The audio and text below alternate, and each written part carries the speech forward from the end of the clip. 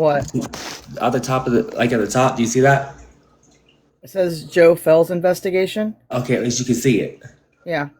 So that people who So stop by can see what we're talking about. there's got to be higher powers that can call into places like Google and change all that information to make you not be able to follow it precisely.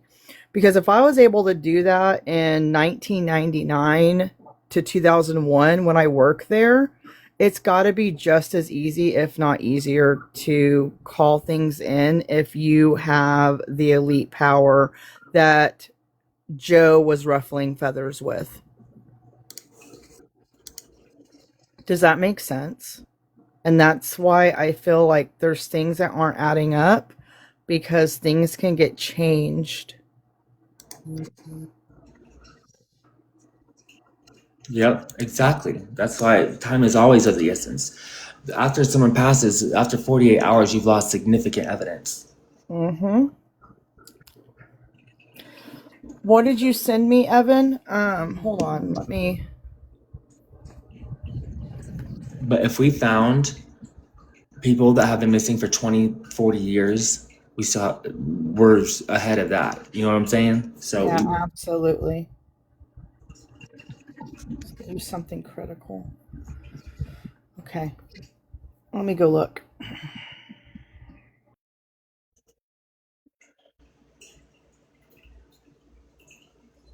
thank you, Clary.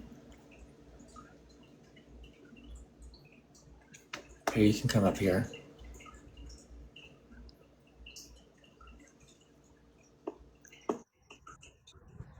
So do you guys want updated on what we have so far that we can share?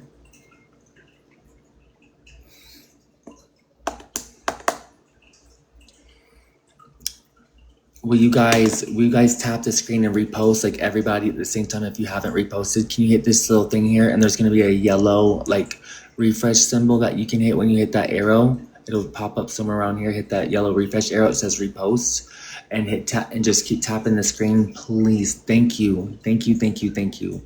I'm about to share the findings of what we have so far. We found some really peculiar things here, including we have so much. We have the time of death, we have the place of death, we have the transport company that is missing, that can't be found. There's no records of this transport company that transported his body to the morgue. We can't That's what we're working on right now. That's our roadblock right now, and that's why I feel like he shared that information with me, because that's something he's having a problem with, and we need community to help us. We found the people who run that place run so many other of those facilities in that area in Georgia. Um, and we're finding that they opened in 2021. They only get regulated every 3 years. They have had zero violations, and that means they've probably only been regulated once since they've been opened, and they're awaiting. And there should be another one coming up, if that's the right timeline, if they do it every 3 years correctly. Um, so within this time frame, Joe passed on the 31st in the evening. Since then, there's been a wave of promotions within this company. And so I'm wondering where accountability was placed. That's a big question. Because no violations, no accountability, promotions across the board, that's eye-opening. Um, I don't think that when someone passes in your facilities with zero violations, that you promote everybody within. You should look at your internal structure and fix it first. Not say we're doing a good job, we deserve promotion for being successful. That's not the way you move. And these places aren't non-profits, they're for profits. They're here to make money. Um, so yeah, we have. So let me get my other set of notes.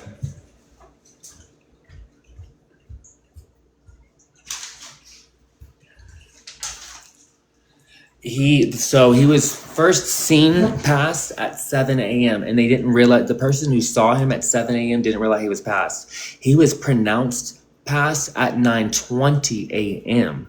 He was last seen at 10:30 p.m. on a camera in the kitchen. And it was inside. I can't give you the address, but it was inside. I'm gonna give you a visual. It was inside this house. This house. Okay. And now it was in this kitchen where he was last seen on camera. Allegedly, that kitchen. If those pictures of the inside of the house are correct, that should be the kitchen. We have the medical facility that he came from to that house. He was admitted to that a facility on the 28th. He was discharged and transferred to he was transferred to this house, and in less than 24 hours he had passed. The transportation company that took his body, we're looking into this because we can't find anything about this. So I'm going to go ahead and share that right now because this is the roadblock. I only share when I get roadblocks. That company is called Cedar Crest Transportation in a document, in this document, and I have to show this because this is our roadblock. In this document, but it says Cedar Crest. Anyway, just to show you, and it says he was pronounced at 9:20. However, from what we have from the investigator, he was first seen at 7, and nobody did anything about it. They thought he was just standing there. So I want to know. I want to see like the position he was in. There's so much still to get. We have a lot. So this company, Cedar Crest Transportation, doesn't seem to exist. It doesn't seem to exist at all. Like it's on a file, but it doesn't exist. And that's the thing we're trying to find out. Where's that company? Who owns it? And that. So if you can send me an email, I'm going to type my email into the comments. If you can find it, I need you to send me a tip to this email.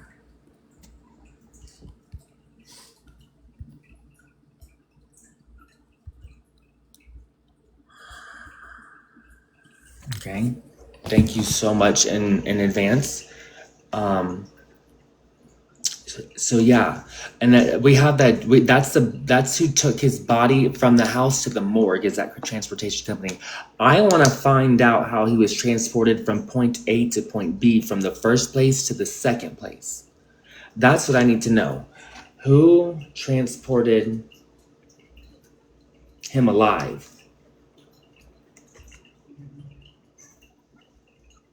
from the original location to the house. So I want to find out who transferred him alive from the original location of where he was discharged from on the 30th to the house. Because that night he was transferred there allegedly that night and died less than 24 hours later the next night. That's what we're told. It's less than 24 hours. I need the time of when he arrived at this house.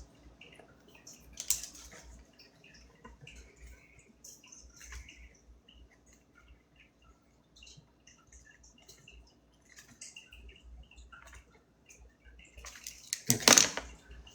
So I just have so much notes just written about this.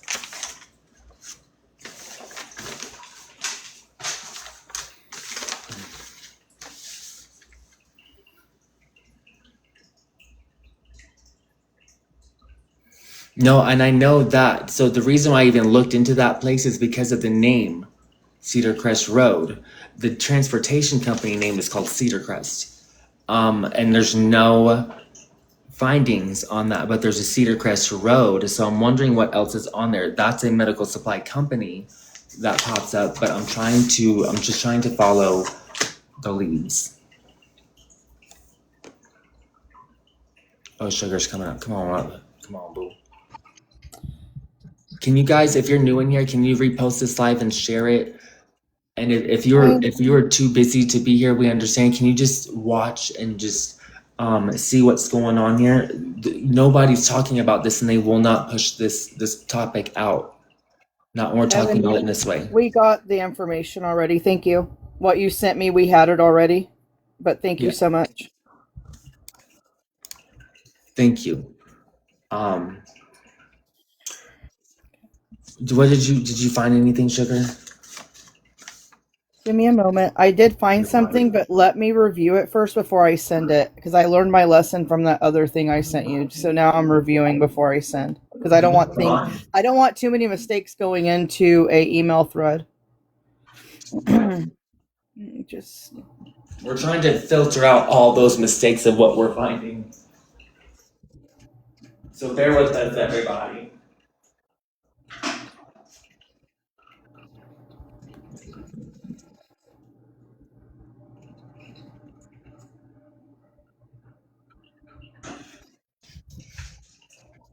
So the investigation was closed. The reason why it actually says that I'm going to send it to you.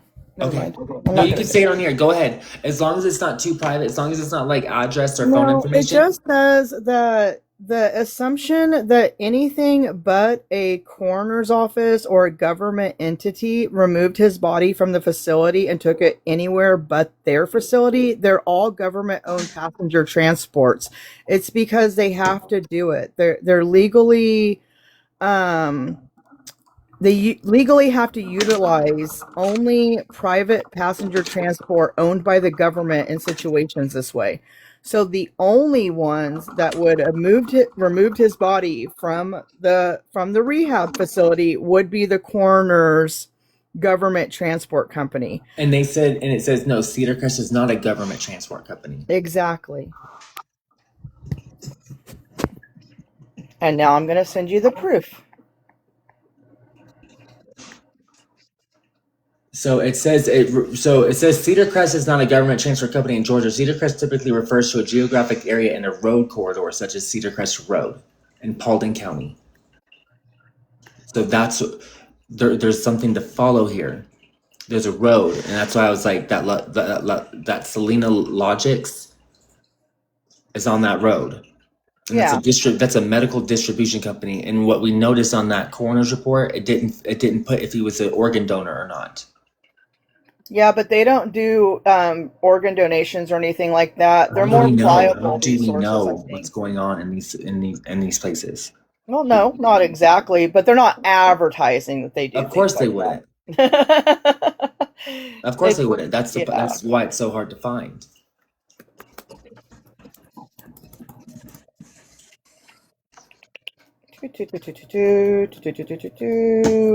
Let me look at the maps on Cedar Crest and see all medical facilities on Cedar Crest.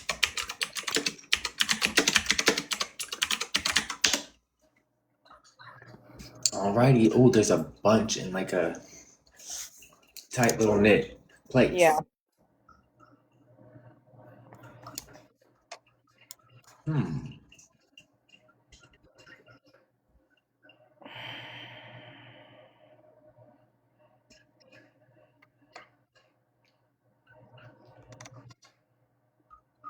Is there a morgue on Hillcrest? No, there's not. I checked, but there's surrounding facilities that do medical transport around it. Just not exactly on that road. Or no, not Hillcrest, Cedar Crest. Cedar Crest. Yeah, exactly.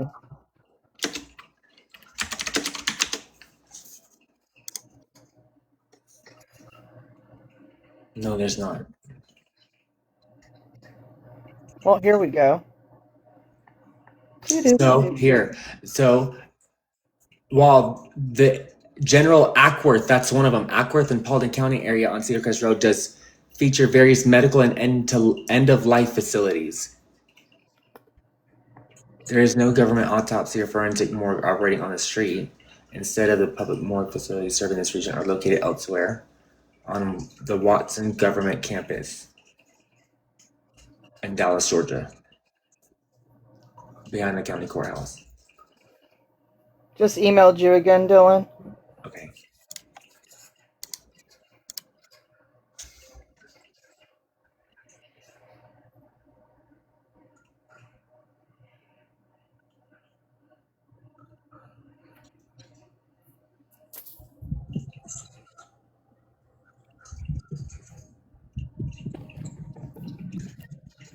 It's okay. So the family of the deceased is solely responsible for hiring a licensed funeral home to take custody. Yep, after the GBI does their investigation. Can you send that, take that and send that to the president and CEO? Or I actually, don't have connections to him.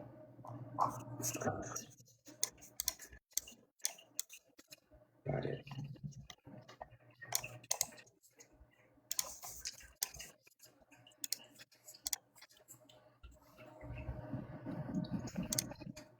Okay.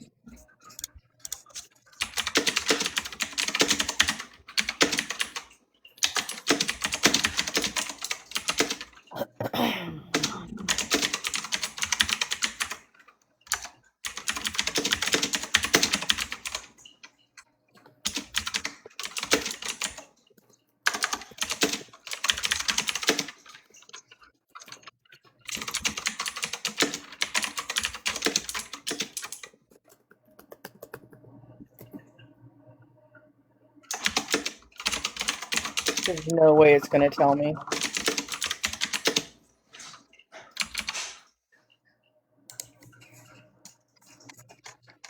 Interesting.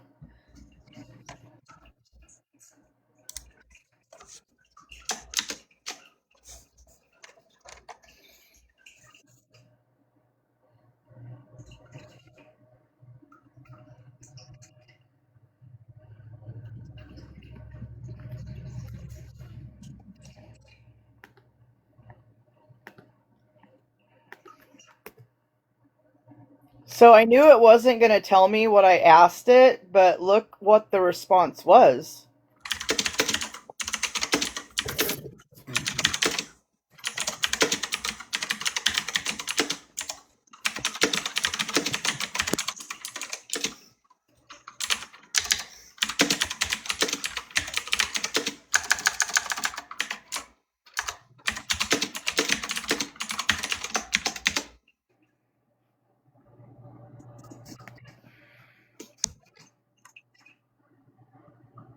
Okay.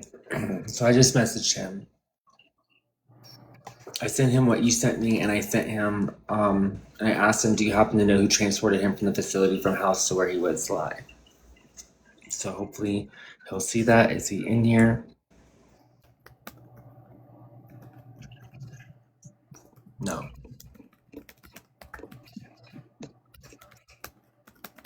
Okay. If you guys that are in here or want to come back and like check in later, tap my profile and hit the notification bell so you can see when we restart our lives, and you can see when we find updates and when we're asking for help, because it would be a huge help. Thank you for reposting, Michelle. Thank you for sharing it out.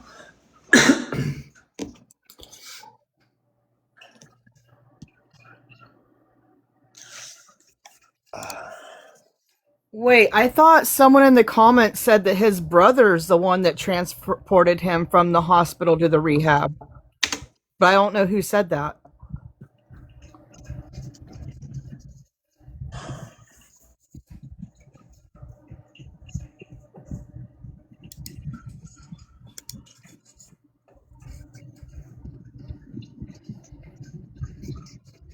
Hmm. I'm gonna put, because there's a lot of traffic still on the Holy Word. I'm gonna edit the website and I'm gonna put our TikTok live link at the top of it.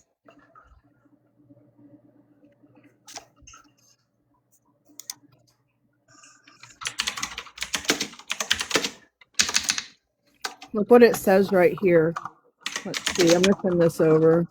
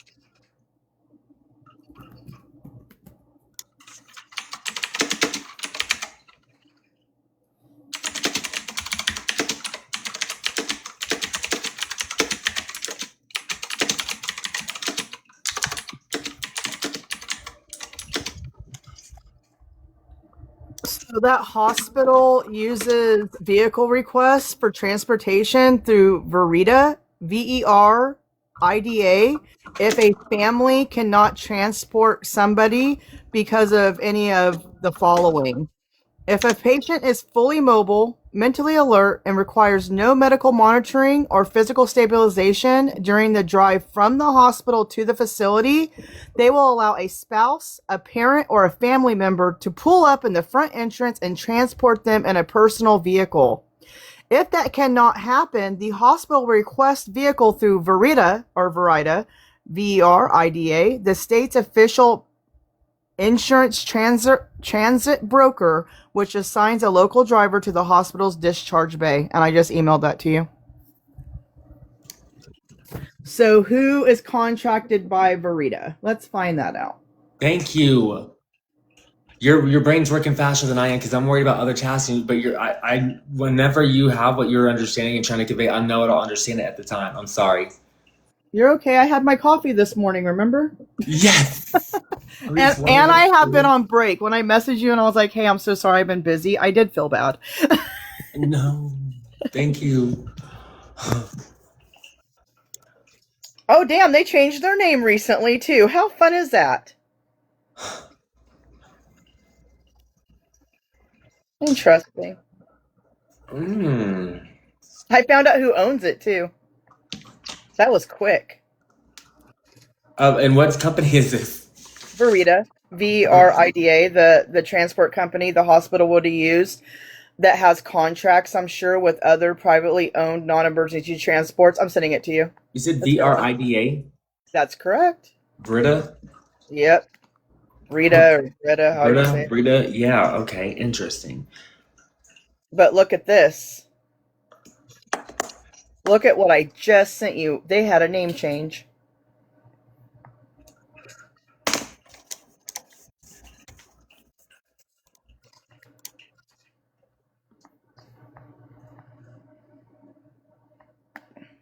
Oh, did it let me not? Did it really not send what I needed it to send?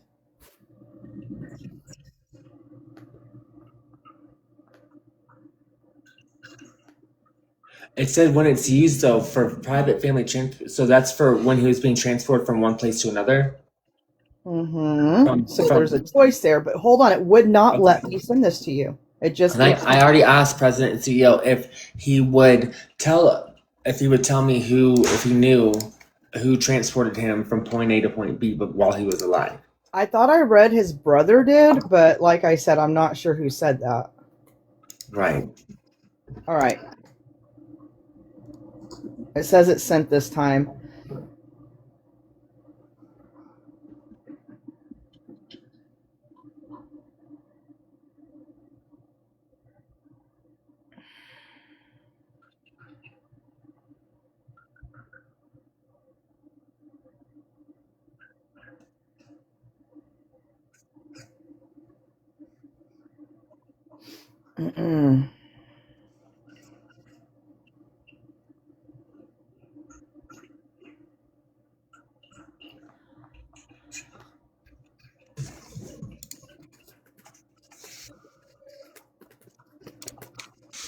I'm telling.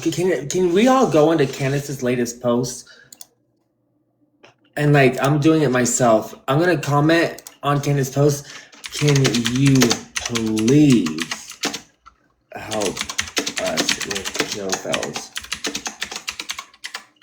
investigation? And I'm putting that in the comments. And if you guys could find my comment on her latest post and just like it and comment under it, just comment a whole bunch of comments under it so it puts it up to the top or closer.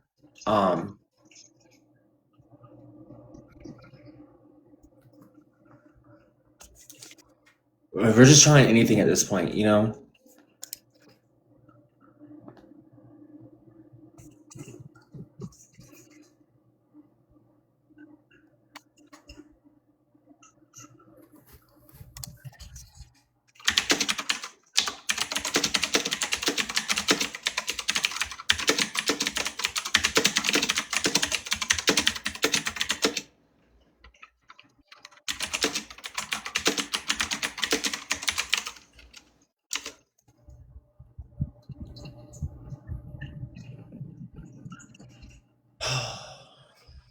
Sometimes we look crazy, but you just can't let that stop you.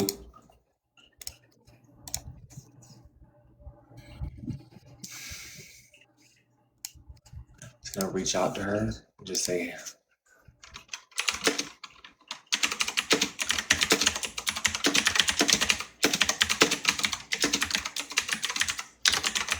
I'm so sorry. I can see y'all's comments. I'm just not paying attention. So if you need to get something to me directly, can you DM me and I will accept the request? I'm doing side quests right now, as Dylan will tell you. He's getting emails from me constantly right now because I'm picking up things that he's talking about and I'm finding the info and submitting it to him. So if I'm not replying back to the comments, just DM me and I will accept it and I will read it and I will investigate it and I will get back to you. And Evan can tell you, I will get back to you. I will give you what I think, and then you can rebuttal. If that's okay. I'm sorry.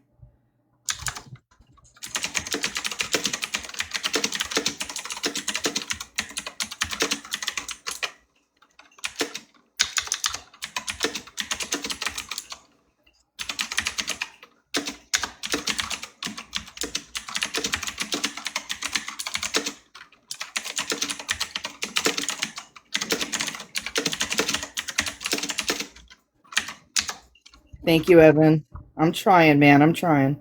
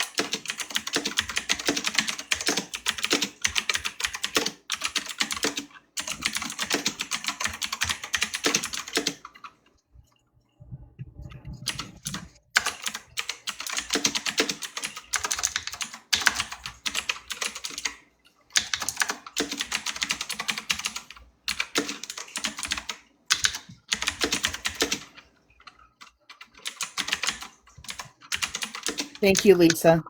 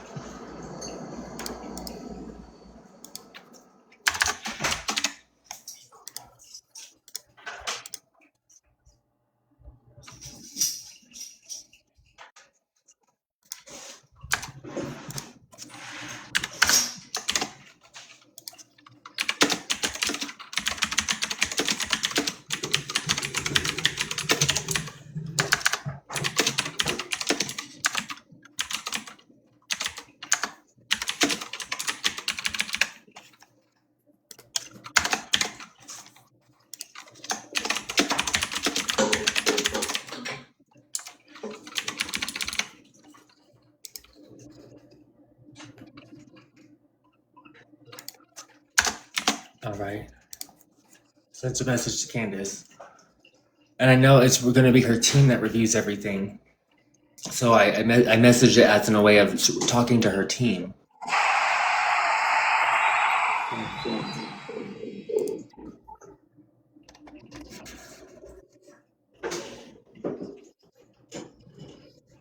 She's live right now. Candace is live. Can you guys leave this live and keep saying, keep messaging, hey, we're trying to investigate Joe Fells and just tag me or tag whatever? She's live right now. Oh, she hit the live button and then it went away. It had one viewer. Never mind, she's not live.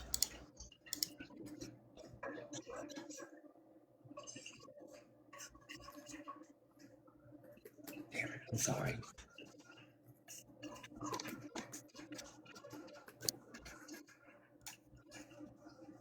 All right, so Frida. Hola, mi amor. You like me buy comida for you? You like tacos? Let me go buy a taco? You like tacos? You don't like nada? Yeah, please, me too. Tacos. Okay. Where's my wallet?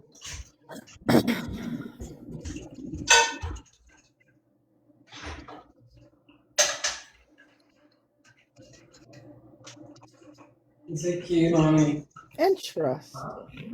Okay. ¿dónde traes? ¿Checa? ¿Comida? ¿Cuánto you? Anything. It's all right. ¿Four? Oh yeah, Quanto. Yeah, please. And Brennan too. ¿Four? Yeah. Gracias, Christian.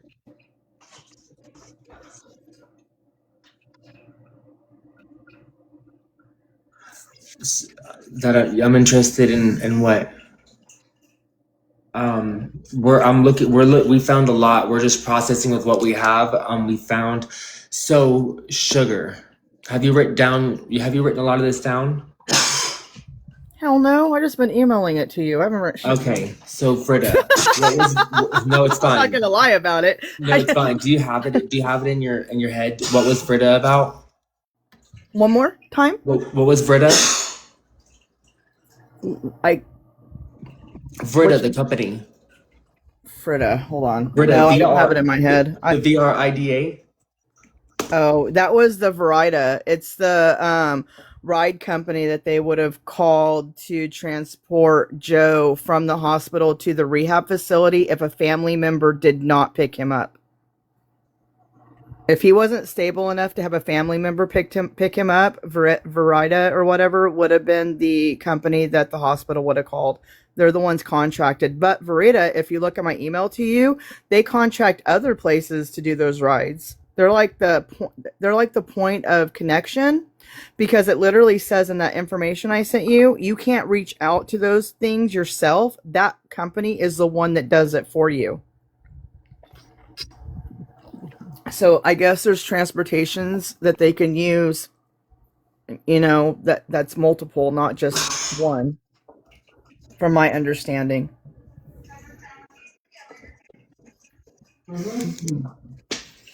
We can't ask them directly, but I can. All right, so I'm publishing this website. So now it should say at the top of the website, you should be able to see. Oh, I don't think it linked it.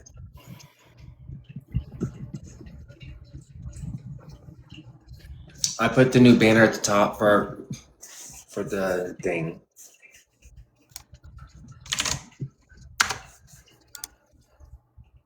Oh, it does work. Okay, it works. It goes right to our page. Okay, cool. Sí. Hola, buenos días. Disculpe, ¿tendrán algún tipo de promociones en tacos o qué tipo de tacos tienen?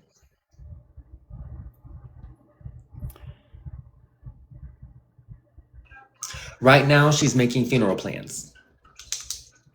Like right now. ¿Solo burritos? She's supposed to be in the middle of making funeral plans. And the poor girl can't even think. Okay. Bien. Y normal entonces, si tiene venta de tacos.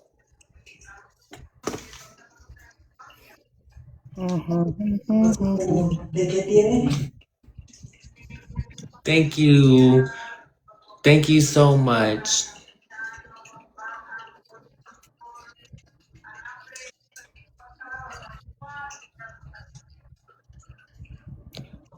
TikTok's telling me it's like it's sending me a thing. You'll get 357 more live viewers for $66. Like, they just are ridiculous.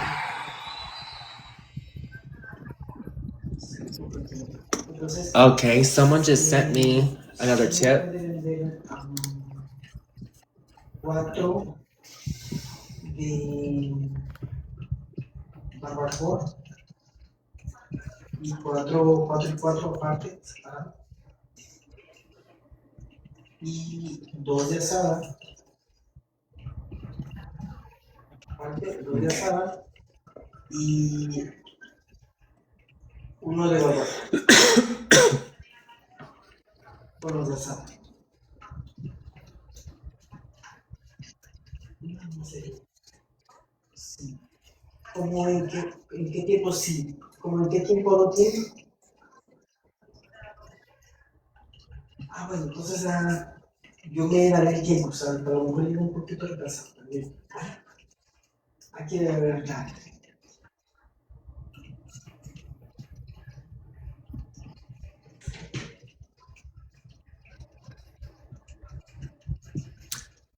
So, Josh is now the program director. Jeff Balcom is now the owner, operator, and CEO. That's for Voyage Recovery Center. The Inner Voyage is actually Voyage Recovery Management. And then there's Voyage Recovery Center. Okay. He founded it in 2017 and oversees the organization. So Jeff Baucom. Baucom. He's the owner and operator of another one. Josh Coleman is the director of operations.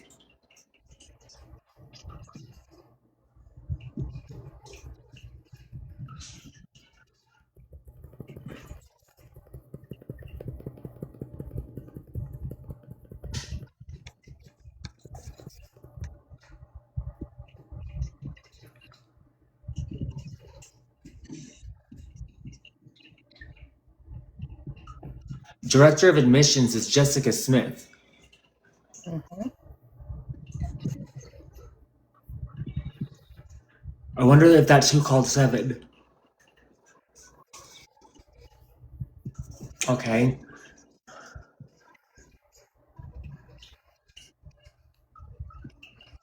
There is also no important corporate legal detail. The federal NPI registry lists a Gape Recovery House, LLC, as the organization associated with doing business as named A Gape Recovery House. Let's look into that.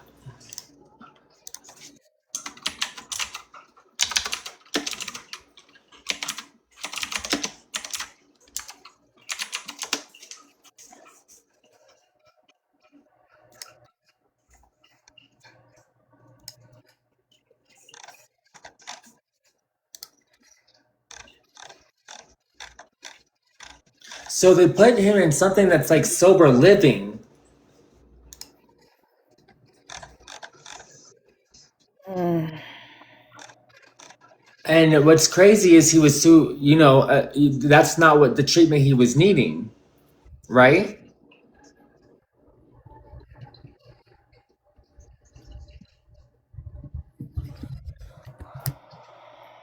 I just don't understand. It was that he had a 72-hour hold, because that's the 28th to the 30th.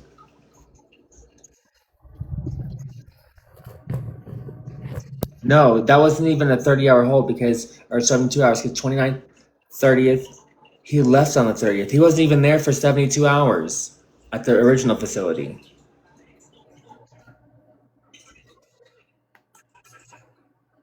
So how does that work in Georgia?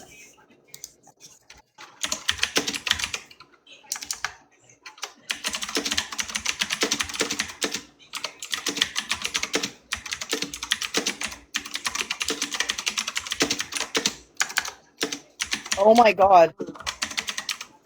I accepted Lisa's request of her message sent to me, and it disappeared. Lisa, what you sent me is completely gone after I accepted it. She might have Can you deleted it. please resend? TikTok deleted your message to me. Or I'm going to send you my email, because why not?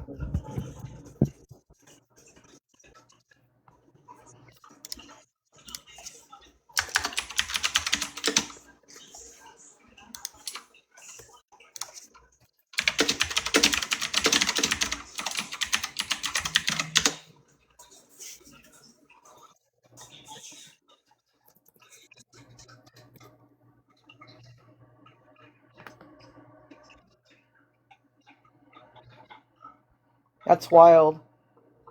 Lisa, I just sent you my email, my direct email address, and I will research everything you send me. But I just accepted your message and it deleted it immediately after I accepted it. It disappeared.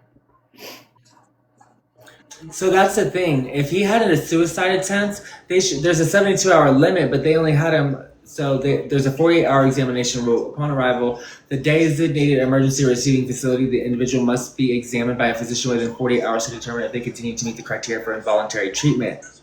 Obviously, he left and needed to go for more treatment. So was it because he didn't meet criteria for involuntary treatment and then they gave him some other treatment? So they obviously didn't do their job correctly, if that's the case? Then someone should, and his family should sue in a civil lawsuit if they want to protect the rights that they violated by not holding him because he was in danger to himself, supposedly, right? It's just funny if they deemed him not to need their services and then he gets transported to somewhere else. I'm just trying to think. Maybe that's their process, but maybe that's just part of their process. Well, I don't know, but I just accepted another informational message to myself to look into, and TikTok definitely deleted it again right after Lisa's. It was another person that sent me info. I Are you looking accepted at it on it, your and then it computer? was deleted. Huh? Are you looking at it on your computer? No, my phone. Well, I have a tablet too, but I was on my phone looking, and it deleted it. Oh gosh. Yeah. All right, I'm gonna jump off and come right back, okay? Maybe Yes, there's a ma'am. glitch or something. All right, bye. Yep. No, the president and CEO sent me a message and then deleted it. No, he deleted.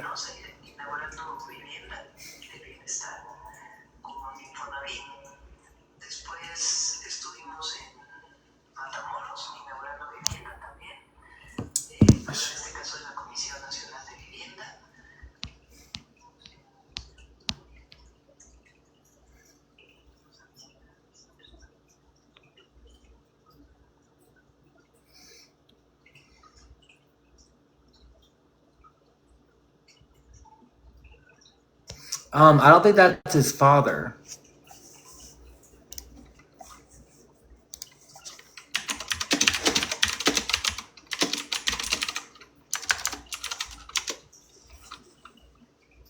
Oh, okay.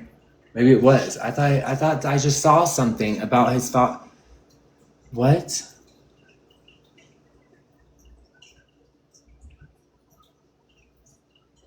Maybe that's probably what he was dealing with. Part of like what was going on is because he probably knew it.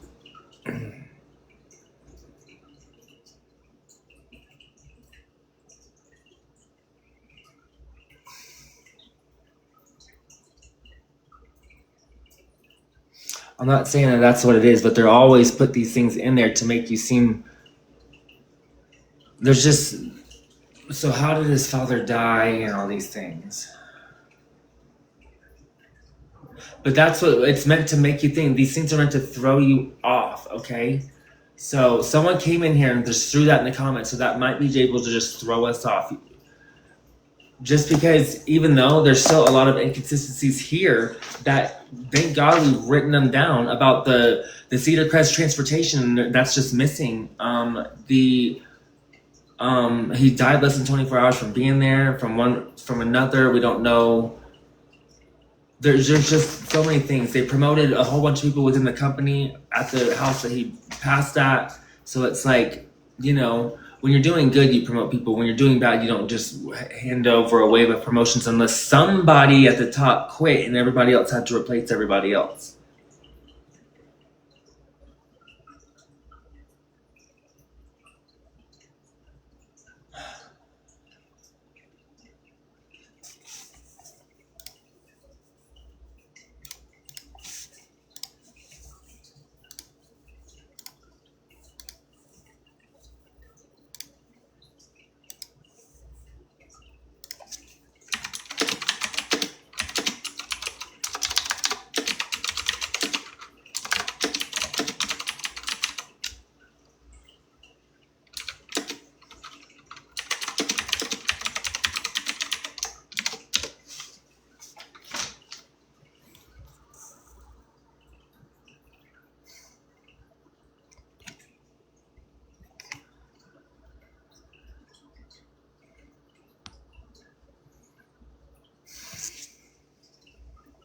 There's just something really going on here. You know, the guy sent me a message and then deleted it. So I just want to see if it was important, like why it was deleted. Was it something he felt that I shouldn't see? What was that about?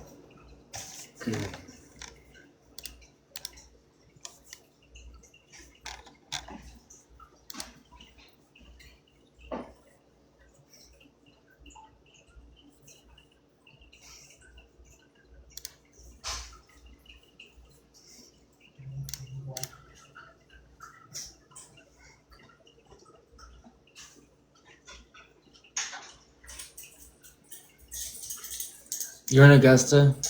Okay, here you are. Thank you for coming up. Yeah, so Sugar, Mixed.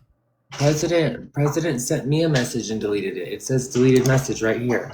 Pink. Mine started working again once I shut down my devices and brought them back up, thankfully. Yeah, I just asked, do you happen to know who transported him from facility to house? He sent me something and then deleted it.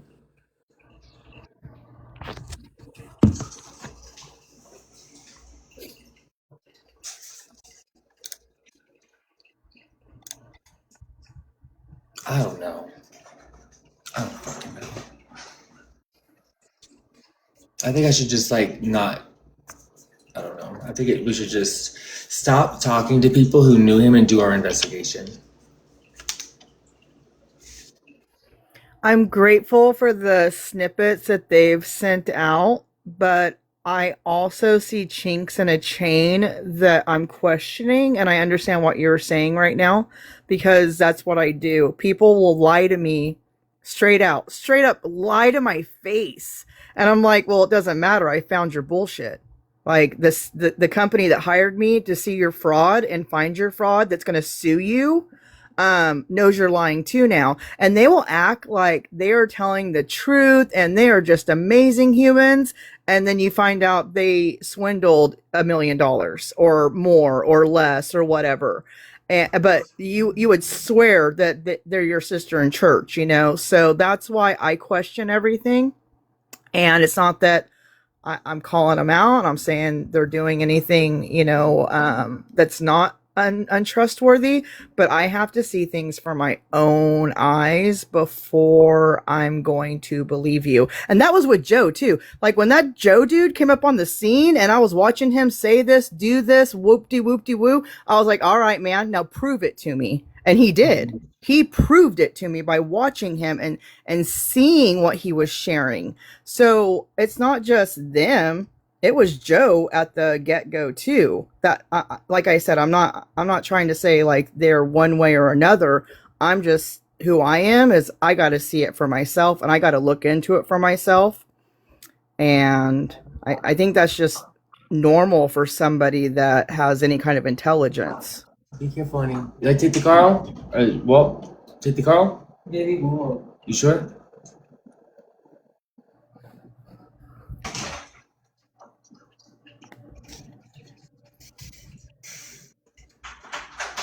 Evan, whose dad? Joe's dad passed away in May? That's what it's saying.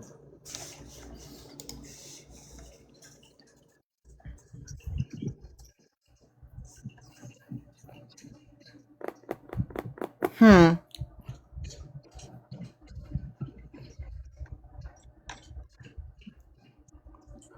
Oh my goodness. So, how did his dad pass away? Does anybody know? Sorry, I could go on that goose chase, but maybe someone could tell me. Okay. Got it. Thank you, Hel. Or Heal, Hel. Thank you.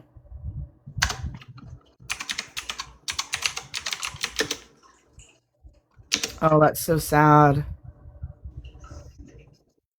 So, is the narrative that Joe was going through some financial things, obviously, and then that continued happening, and then you pile on his dad passing away.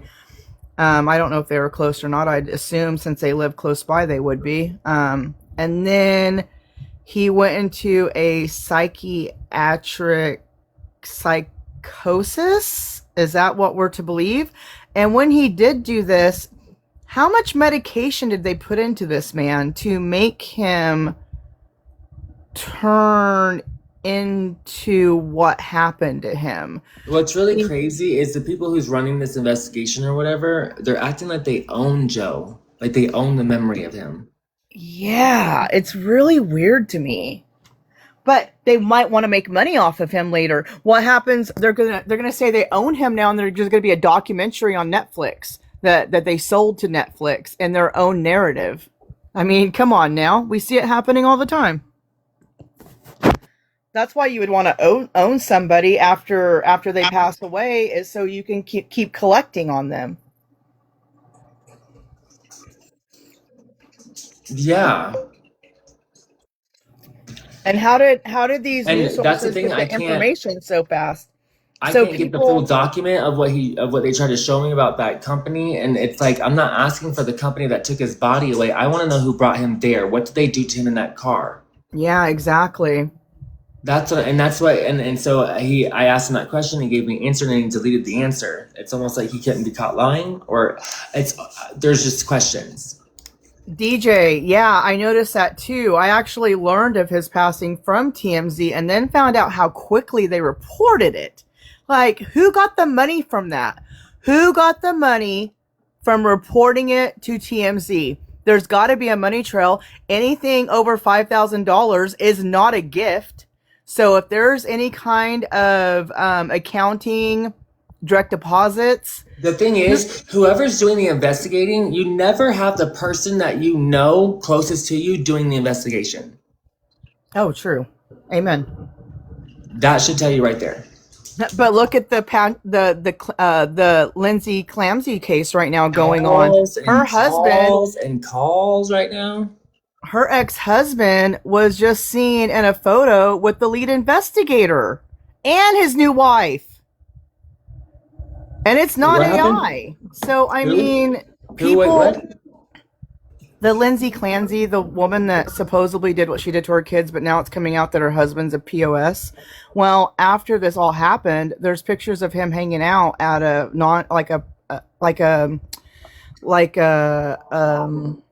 what's it called? A fundraiser with the lead investigator and his new doctor wife. Like, make that make sense. Lead investigator on the Joe Fels case? No, on the Lindsay Clancy case. I was saying, like, if you want to look into weird stuff, like, that's one of them, too. So you think that people shouldn't be involved or connected, but after the fact, you see all the connections and how they're all buddy-buddy. And Lindsay's the coroner? No. I'm on a whole different topic. I'm on a whole different case that I've been following. I'm talking about this other case I've been following, that it's amazing to me that after they did their investigation, that the people that are now connected should have never been connected before or afterwards. And we don't know with Joe's case if that's the same scenario. Right. Because I don't know. It's almost like they were working on him long before he took his life, supposedly. They were already messing with his psyche. They're messing with his psyche with being in Costa Rica and getting him back over here because he started getting sued. And you can't do a lot of response from Costa Rica or another country for legal things. So they got him here, right? By doing that. And then once they got him here, and I'm sorry, I'm going to say it, but his girlfriend was not acting right. She was not acting like a woman concerned for her man's psyche because of the way she acted once he got here. And that man was under a lot of stress. And she just acted like, I don't know, something rubbed me wrong. Like, my man's under stress. I'm loving on him. I'm being like, yeah, babe, we're going to get through this. I'm not like that. And she was very just not supportive in social media world. It really seemed like that. And that's kind of what I'm saying is they worked on him to get him to that position. And we don't know what kind of medication was in his system that whole time. And usually it starts with the medication for anxiety, right? So once you have legal issues, you go to someone and you're like, man, I'm anxious. I'm anxious. I don't know how this is going to turn out. And then they start giving you that medication. And then that medication turns into, oh, I have depressive episodes. And it's almost like he was fed so much medication that he got to where he was that I don't know. I just see a road that started and how they got him here and how they pushed him and pushed him and pushed him. And they made him sicker and sicker and sicker. I didn't see a loving, caring partner. That's what I'm saying. I wouldn't even watch her videos the last, like, whenever she was on, I would just not watch them because I'm like, I don't respect her. And I'm sorry, I just don't. And that's my opinion. I'm allowed to not respect somebody because when my partner's in distress, I'm the most loving, amazing wife you will ever effing meet because no one's going to bring my man more down than he already is. And I don't think she did that. I never saw her uplifting him. And if you watched too, you would understand what I'm saying. No, I had the same sentiments, but I feel like my judgment is clouded by the president and CEO. He doesn't seem like he's actually working with us. You know what I'm saying? Like he comes and he goes like real fast, and like doesn't have a phone conversation. He has my phone number. Oh, no, he's just gathering information that we know to see if we're on the right track or not. And then he's like, oh, you are. And then he does some information, and then it's not information that is prudent, or it's information we've already found. If you have not noticed, I've already found the shit he's said to you pretty much right before he said Oh it. yeah, I know exactly. So what is he actually doing to help? Like, come on, bro, meet me halfway at least because I'm Let's not ahead of do you. that. Let's not provoke. But I'm saying like you're in any Not investigation, you provoking, never just let like, the person who is closest to them lead it. You yeah. always have someone who doesn't know you find everything else out. Oh. So there should be nobody, just because someone says I knew them, that doesn't mean they're the best person for an investigation. They're actually, that's something to look into in itself. That's just another loose end that you need to tie up. Oh yeah, I don't provoke people. I just mean like, come on, let's give me some information I haven't found already because I've already found these. And All I got from him was a response from Alex saying, I can't, my head can't even move right now, is what she's saying. And so like, there's no proof in that. Like there is no, like, yeah, you're talking to her, but I don't know who or what for right now, like you just said, there's that level of discernment you're using. It's like, so we don't know, how were you and Joe days before he left? What was your last phone conversation like? Like, we need to know these things. And since there wasn't a criminal investigation, she wasn't asked. he sure did go out roughly, huh? That was interesting to read his that report on him. I don't know. What was he doing? Fighting himself to get to that situation? Because I don't. Isn't it? It's just interesting. Every time I say something like this, it makes me feel like, did he kick his own ass to what? Like, what? so let's not do that. I'm not trying to, provoke or do anything like that. I'm Oh, of trying to get course to the not. bottom of it, of everything. So I just need more further verification, President. I need that document. There's a message that you sent me and it was deleted, and I'd like to know what that message was. And in any normal investigation, the person that was ever closest to the person does not lead the investigation. That makes absolutely zero sense because that is still a loose end. It's better for someone who had no idea who this person was until it happened, like me. I had no idea who Joe was. I learned of it and I knew, just knew, like this whole world opened up. Yeah, I did too. At first, I didn't give a shit. I'll be honest with you. I really didn't know if I cared enough or not. But then I started digging and digging and digging, and I'm like, you know what, And God, so there's I nothing do you can care. say here that doesn't tell me that things aren't off. I was sent a document that says there's this transportation company. There is no government transportation company called Cedar Crest. There just isn't one. I don't know who transported him from point A to point B while he was alive. That's a question. We're looking into all the promotions of how they just rearranged their entire structure this month within the company. They re-promoted everybody. That means somebody at the higher up left, and everybody had to replace each other. Somebody retired. Something happened, and it was right after Joe passed. Like there's something there. When there was no violations opened in 2021 with this certain one, they're all connected between the Hope, the Voyager or whatever, that the Wellness Center. There's another one in Chattanooga, and like they're all connected and they're all in bed with each other. Not like that, but metaphorically. Yeah. So, and it seems like if you were to give a grievance inside this company, that the way the complaint process works, it looks like it might be stopping at compliance. There's a compliance officer within the company. Their internal grievance process might be not leaving outside this facility, and it's not under heavy regulation. They only go through regulation once every 3 years. They've been open for 5, so they might have only been through one and maybe coming up on a second. And so all these changes within the company just seems like things are being moved around. Offices will change, files and computers and accesses will change, permissions will change. So things change.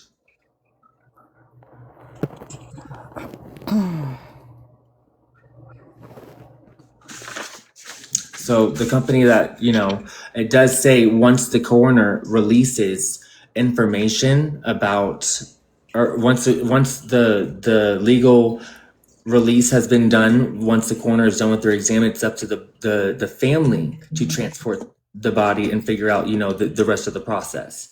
And I was just wondering, did you guys even get the option to do that? Or did you do that? Like, I'm not trying to spread misinformation. We're trying to, and I know that if there's things that have been done that look crazy, that just because it was your guys' position to do so, that's okay, because we're still going to look into the further everything about it, regardless if it comes from your mouth or not.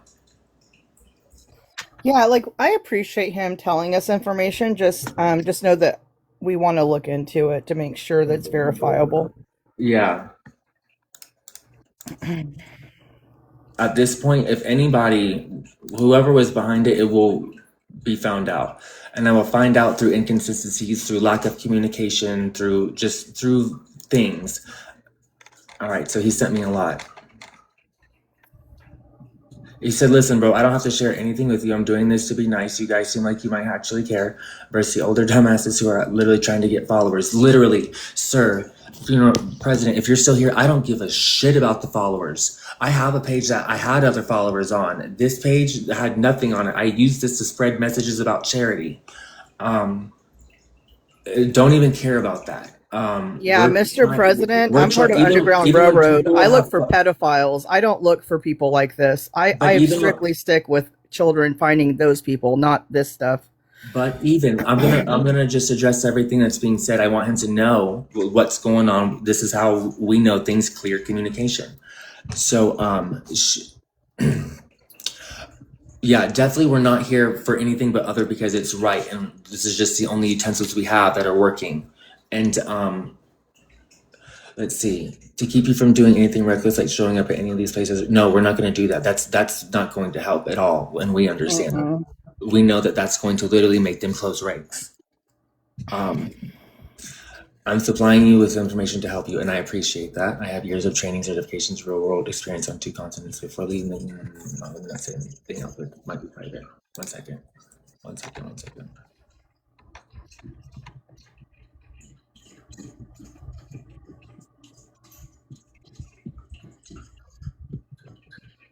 No. I'm not trying to argue about that. I'm just saying that company doesn't, there's no legal record of it existing. The fact that you guys wanted to argue with me, sir, please just understand we're asking questions. So when we ask questions, that's not arguing. We're just trying to find out. I'm asking why. That's not argumentative. If I was saying, no, you did this wrong, you did this wrong, that would be arguing. Asking why is not to perceive as arguing. You need to keep to the basics, dropped your confirmed timeline. I have so many notes. And I've started on a new page.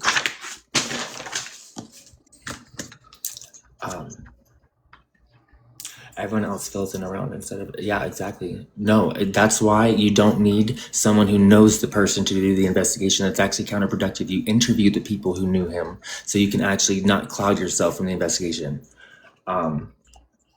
Everything else fills in around that. Okay, look at. I already figured out a funeral home, picked up Okay, his body. he's on to something too that we weren't even looking to speculate. We were looking for definitive answers. So that part, the whole if someone were to, you know what, there was no if. We're not working off of ifs. We're working off of whys right now. Once we do that and we can build our background of what was going on, we can then insert other scenarios of what could have taken place. We need to get a background before we speculate. But these are still good things to look into. And I understand about questioning your integrity. But that's the thing. For someone doing an outside investigation, you have to ask the people that are close because it still seems like there's limited information or contact. You haven't actually had a phone conversation without me being on the internet. I would really appreciate one. I understand that that's not fair to me to ask of you, but it would just clear up a lot. And maybe you could see that it's not all for views. It's not that at all. This is just how we get things done faster. And we've got a lot of information. President, CEO, you could be Jesus, and I would question We already you. have before we even You know what I contacted you. mean? Before you Like, contacted us I'm yesterday, not we talking already about your had. integrity. I'm No, talking about listen, like, hold on. Before you even contacted us and came in this live yesterday, we had the house. We already had it. We would have got this far regardless. However, it just helps because one thing we wouldn't have got is this hidden name. So I'm not necessarily questioning your integrity. I'm questioning everything about this hidden name. Was it true information? Because I can't find it. If it is true to be information, okay, then that's the next step. So I have to follow a step-by-step process. I'm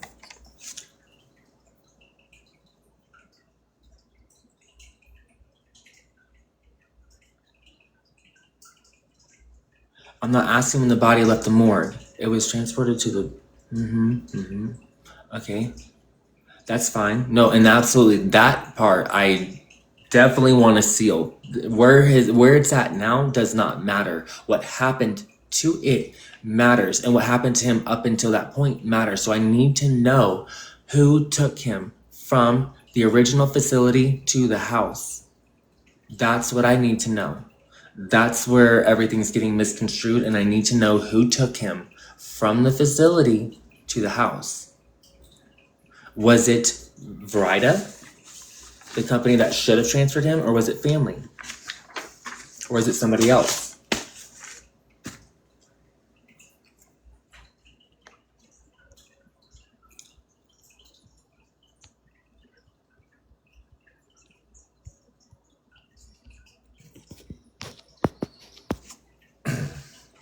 So that's the thing.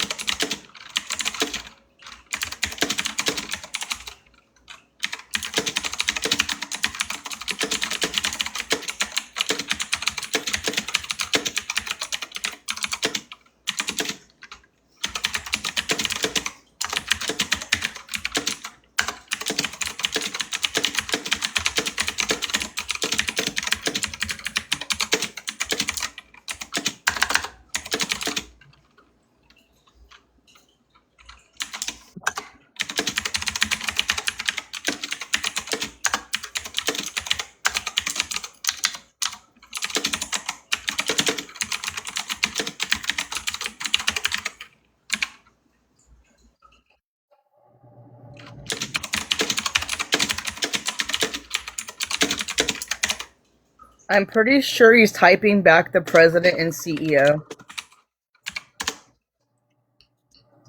Yeah, so what I was saying was, so did Vida take him or did you to the house? Or was it family or someone else? Can you share that with me, please? Thank you for your help. And I'm sorry that my questions seem as looking into your integrity, but in every investigation, you should know everyone's integrity is to be tested of the person of who knew that person. No stones left unturned, as they say. That's why it's always someone that didn't know the individual that does the investigation. In the interview, they interview those that knew him. And I get that you may have not been involved, and that's what makes you feel rightfully the friend to do this. I just want to make sure there is no possible way you can be in opposition without further having a private conversation. Just like you can't rule me out, look into me. I think you're right. I'm going to agree with you. I support that message back to him. Even if something is said in this chat, it doesn't mean we're showing that we don't think you have integrity. We're just questioning the narrative because, like I was saying, things are not adding up. In the real world, when someone is moved from a hospital to any kind of rehab, medical or a facility for rehabilitation of drugs, they are always signed in by somebody because there's contractual agreements to get paid. What does someone do? Come in there with a stack of cash and be like, please take Joe from us? No, that's not the way things work. Things are contractual signed. So his medical care can actually be taken care of. So who released him to this facility for his medical care for rehabilitation from on drugs or whatever the situation was? Who signed that? Because his girlfriend can't unless she has power of attorney. Girlfriends have no statute at all in states because it's a girlfriend. So who signed that? I don't even know if a brother can. You know what I mean? I think it has to be a parent or someone that has a power of attorney. Someone that has that say over him. That's the way the real world works. So why did real world situations for everyone else, why was it not followed for him? Answer me that. Tell me, why wasn't it? Because there's something not adding up. That's what I'm telling you. Something is not adding up. So, but okay, he signed himself in. Did he drive himself? Was no one standing there with him to make sure he got there safe? So when you willingly sign yourself in, that's not what happened the first time. His girlfriend called the first time and admitted him. Okay. Because she found him unresponsive. You can't sign yourself in. You can't sign yourself in when you're unresponsive. Okay. Yeah, I was reading comments from Faithfully Chosen. Sorry.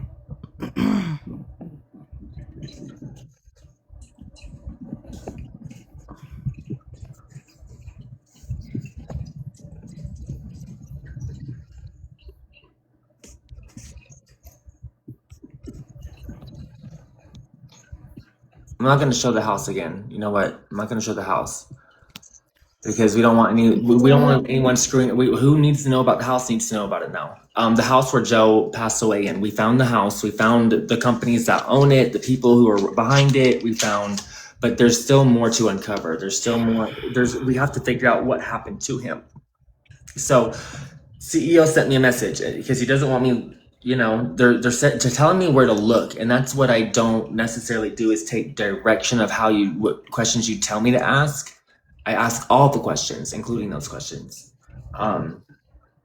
No, I don't think the girlfriend could have signed him in. She can call and have him taken in, but she has no legalities over him unless he signed a power of attorney to her. That's the way that works. You can't just assume like my brother can't go in to a facility with me and sign a damn thing if I'm dying. It'd be my mom, or it'd be someone that has a power of attorney over me, or if he was next in kin, he would have to prove it. And then if he can't prove it, then the doctors in that facility would do the best they could to make that judgment call. That's the way that works. I've done a lot of billing and a lot of hospitals with Blue Shield FEP, and that's a federal employee program. So I have federal clearance in a lot of different places that I've worked. And that even those important people, even the people in Congress, someone just can't walk in and sign your paperwork if they don't have a legal right to do that for you. So did his girlfriend get power of attorney somehow? Did he sign it over to her and we have not heard that part? We're not sure. Mm-hmm. So let me ask that.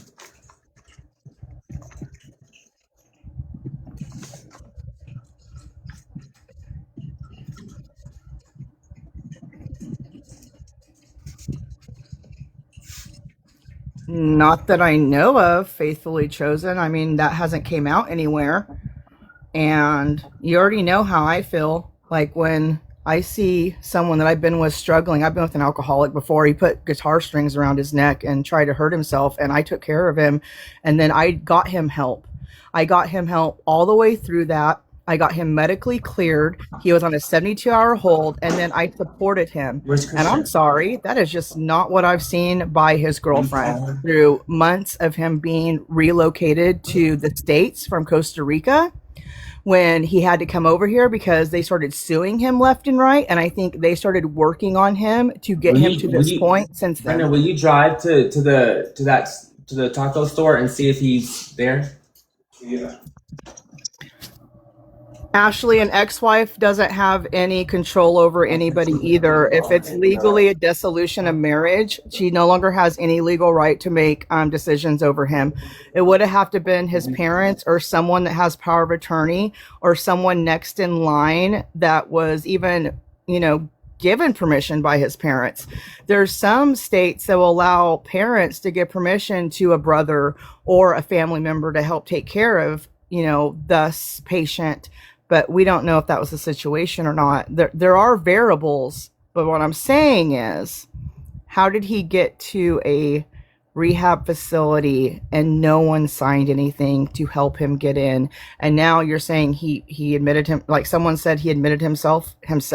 How do you do that within so many hours of trying to off yourself that they just think you're suitable to do that for yourself? No, someone else got him in there after the hospital stay. That's just common sense. Okay, whoever has common sense, raise your hand.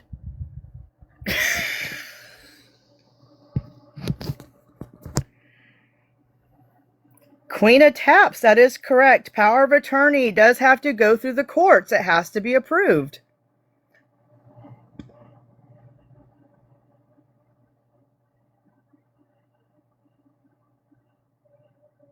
How long was he back in the States? Like, how long he left from the States to Costa Rica? How long was he in Costa Rica? And then when he came back from Costa Rica, does anybody know how long he was here before his before his unaliving? I want to know how long he might have been residence in, because there's also court regulations that won't allow you to do anything until you're a resident again for so long. Like, you don't get to leave the country and then come back and just be an automatic resident. Like, if I move from California to Arizona and I come back to California after 6 months, I have to reestablish my residency, because that's just how it is. And it takes 6 months to do that, to reestablish. Go move to another state and try to join a college and say you're from another state, and they'll be like, are you residents here? And you're like, yeah, I live here now. They're like, well, how long have you lived here? And they'll ask you, has it been 6 months? And or whatever their regulations is, and most of the time it is 6 months.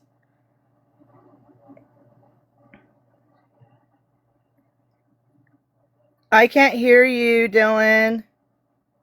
All right, so sorry, everybody that's new here, let me give you the timeline of what happened. So, on the 28th, he gets admitted.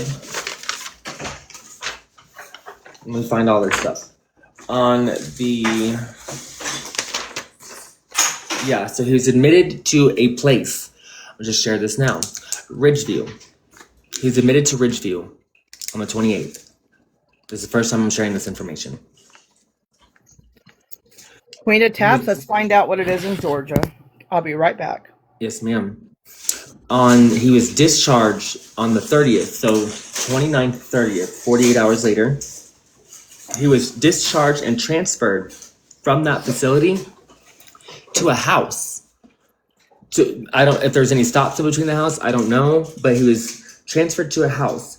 I don't know who transferred him there. That's the one thing I'm not getting from the president and CEO. I'm not getting who transferred him there. He keeps telling me about who got his body. I'm asking who transferred him from Ridgeview to the place. And I think that it was probably, if it wasn't Vrida, it had to have been Alex. It's 30 days in Georgia too. Or family or somebody. It had to have been someone that knew him if it wasn't Vrida. So someone took him to this house on the 30th, the night of the 30th. Less than 24 hours later, he was pronounced, less than 24 hours later, he was dead. He passed away on July 31st. And in the night, and he wasn't found. So the last time he was seen on camera was at 10:30 p.m. in the kitchen. And then the next time he was seen again was at 7 a.m.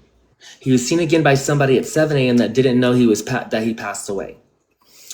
And then after that, the next time he was seen again that someone checked him was at 9 a.m. 9:20 is when he was pronounced passed away. And he had ants crawling up his body, rigor mortis set in. So yeah. So this And then from that facility point, this facility couldn't even keep their place clean enough where they don't have an ant infestation? Like what? Like what? and what, like, yeah. Mm. That's just even more crazier to me. Someone's at my door. All right, I'm taking you guys with me because Yep. Please do open your camera. You need to see who it is. I am. I'm gonna check my camera right now. Hey, you're okay. You're okay. Hey, Swayze. Swayze. Swayze. Hey, let's calm down. Let's calm down. We're okay. Remember, you don't have to answer.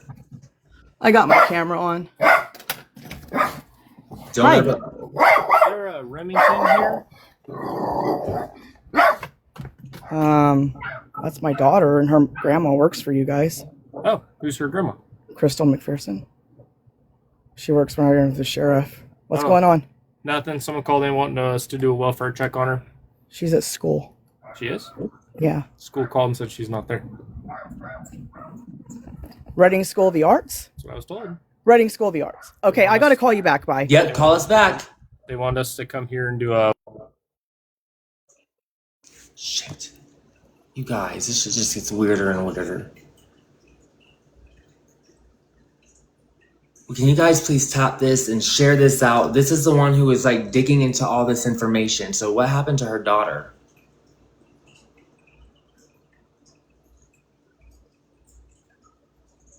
Can you guys please share this and this isn't for like likes and views. Don't follow. I'm just like, people need to understand what's going on, okay?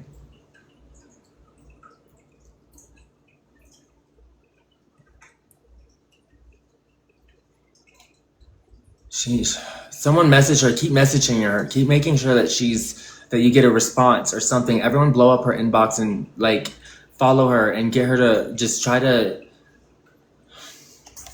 I'm not myself.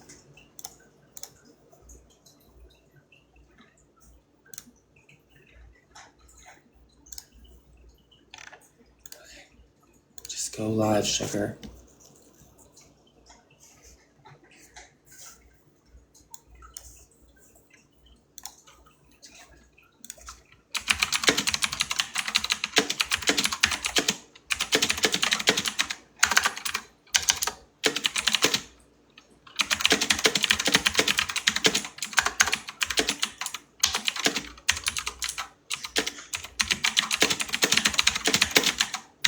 I got the end of that on screen recording too.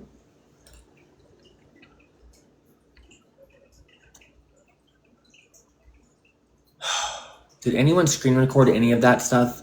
What was going on? Did anyone screen record it?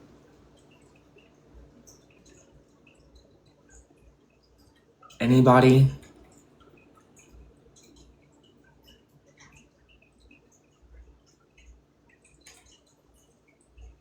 Her daughter, the one that was just helping us investigate, her daughter wasn't at school. Someone called it to do a welfare check on her daughter.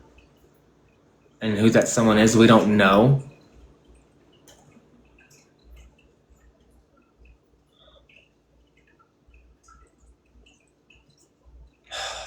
Guys, I don't know what the fuck. It's always something to try and distract us.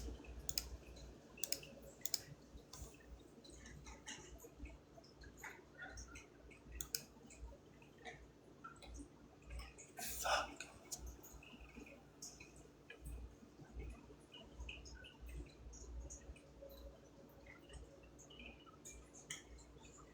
No, it's not.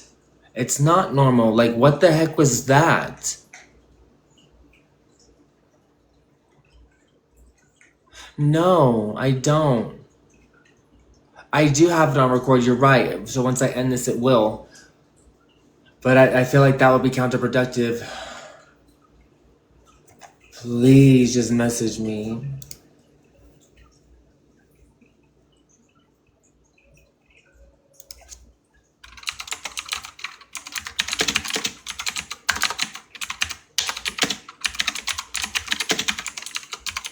Oh my gosh.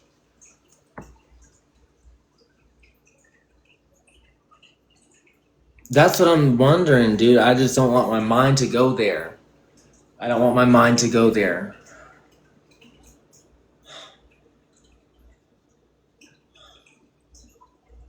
You have it screen recorded? Okay, will you cut it and send it to me, Priceless Moments, and I'll follow you?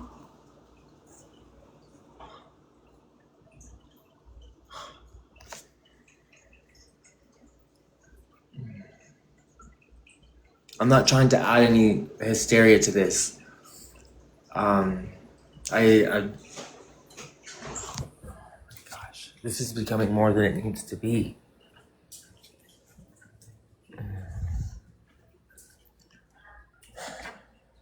Can you guys make posts to just say, hey, we're doing an investigation, tag me in it, just please, like, make a post if whatever content you have of us doing this stuff, can you just please, just make some sort of post and, like, I don't know, tag me in it, hashtag Joe Fells, hashtag Dylan2, hashtag FYP, and make sure in the first thing you say, we need your help. Like, right, make sure that's the first thing that you say. You got to get people to stick for 5 seconds in your video for it to push out. So it has to be at least 5 seconds long.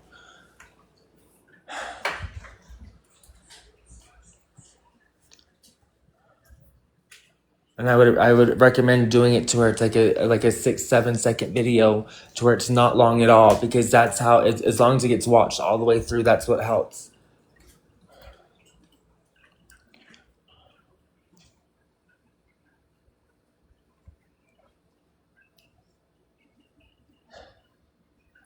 I know it's gonna send her. I know she's probably sent it to a frenzy right now. Recap. Yeah. So we were just investigating, this place, this transportation place.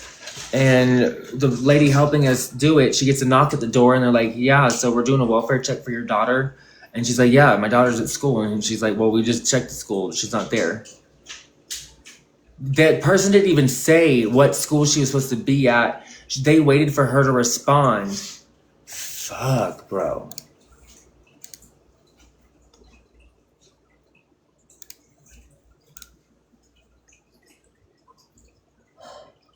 She better not get in no car with nobody.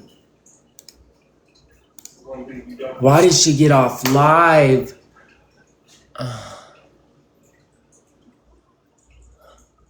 They didn't say what school.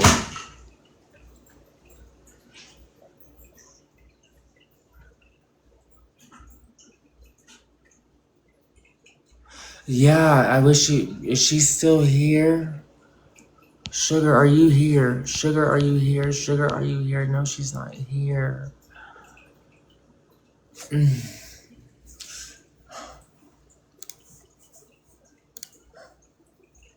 Inbox, please, just get back on live now.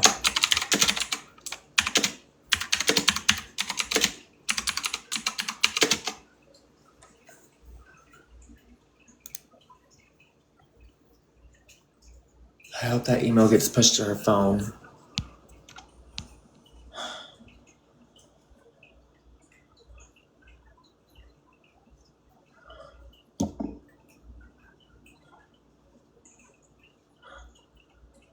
We have so much that we found out today. Like, we have so much. We have a timeline now, and so now I have to put...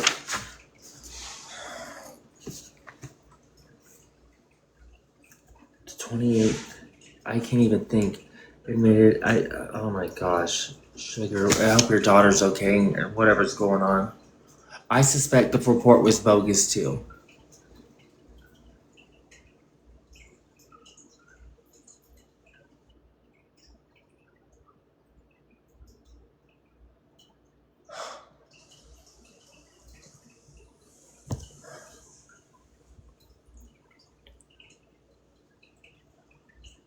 Same.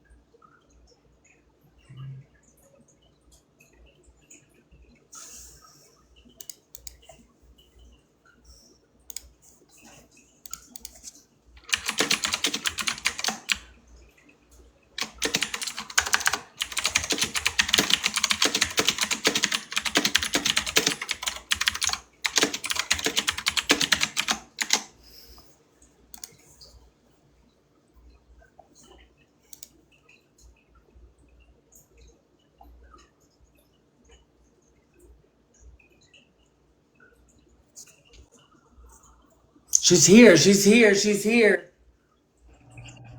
Let's say, is she okay? Yeah, that was insane though. Last week, I went to my daughter's school on Friday after like just a couple days, right? And I went to this after school thing for a class that she's taking, and my daughter's really amazing. She's in college prep classes in freshman year. She gets a straight A student, really awesome, you know. So I'm real proud of my kid. And so I went to this meeting and I questioned them because I said, well, all these kids were there, right? And I'm like, well, you said this was a parental meeting, like for me to be here, only me. So why was I not informed that my child should be here too so she could hear these things? So I was questioning them on that. And the next thing I questioned them on was the fact that school just started on Wednesday and they want my daughter to have a routine by Tuesday. And I also questioned them about why their play was called Hades Town with the world that we're living in right now. So they said that I was rude and belligerent and that the reason why they called a welfare check on my daughter was because she was late for school. But then I was like, no, she wasn't. I can tell you exactly that I dropped my daughter off 20 minutes before school started. 20. So what are you talking about? That's the thing. You told them where she was at school. She didn't tell you where she was at school. Yeah. So the police officer, I don't know if you guys heard that or not, but my mother-in-law works right underneath the sheriff. Like, she's been there for 30 years. She does not play about her grandkids at all. So that was why I called her, because the police officer that came over, he was like, you're done with me. I already talked to their nana and I understand. And I was like, yeah, I'm just forward and blunt. I don't give a damn. Like, you're not like, I am not sweet. If you want someone to sugarcoat something, I am not your girl. I really am not. I am not the one that hugs you. I'm the one that fixes your problems. I don't do crying very well. I like, if someone comes to me crying, I'm like, I'm so sorry that's happening to you, but can I help you fix it? And she pretty much just told the officer that. So they were mad because I was mean or forward and questioned them, and they didn't like it. So they called the cops on me. And they tried to form it into my daughter being late, but I can prove that she wasn't. And that's the world we live in. But yeah, that freaked me out when they said that my daughter wasn't at school. Right. I It was freaked like, us all out. what do you mean? No, their Nana would have Everything flipped is to this. throw us off. I'm telling you, everything is to throw us off. It's just My kid's grandmother would have flipped this county over those kids. So as soon as I told that guy who my ex-mother-in-law was, he's like, oh, okay. Oh, man. Well, that's something to wake you up. So what are we looking into now?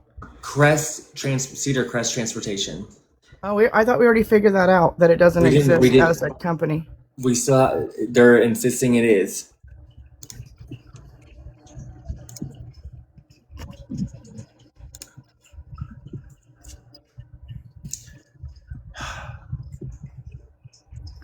Brandon, I'm not ever taking that red pill. I still don't understand why this play is called Hadestown and it's called Hadestown Teen Edition.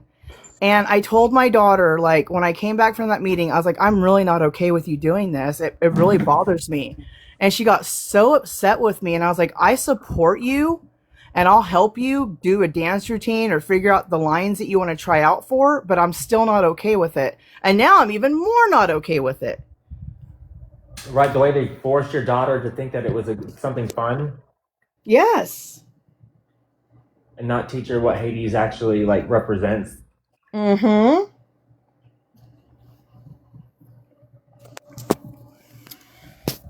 I'm telling you, it just gets weird. And it's just like, you know how everything happens for a reason, like how magnetism and forces and all these things happen. Oh, yeah. So I wonder if it has anything in relation of what you're doing now, that negative energy is just trying to reach you in any way it can to stop you from finding out truth. Yeah. But Which is important. That's just I'm not saying that's your scenario. That's what I'm finding a common occurrence in my scenario. mm-hmm. It's like all these outworldly sources just will happen at the same exact time, like they come in threes. And Well, so- yeah. Absolutely, I believe that. But I pray a lot. I manifest a lot. I don't go to church because I believe God is within me. I never ask God for anything. I always thank Him for everything. I like my brother had a stroke 2 weeks ago, and I didn't say, "Hey God, can you please heal my brother?" No. I said, God, I thank you for giving my brother his life, Heavenly Father. I'm glad that I still have him. Can you please help me help him? So I never asked my Heavenly Father for anything. I always thank Him for everything that I have. And I think that is a lot that throws off the negative. Even like after this got figured out, I was laughing with the cop and I said, and he was like, no, I feel the same way. If it was my kid, I'd be questioning things too. And I said, thank goodness there's someone that Shut your door. sees, what I was saying.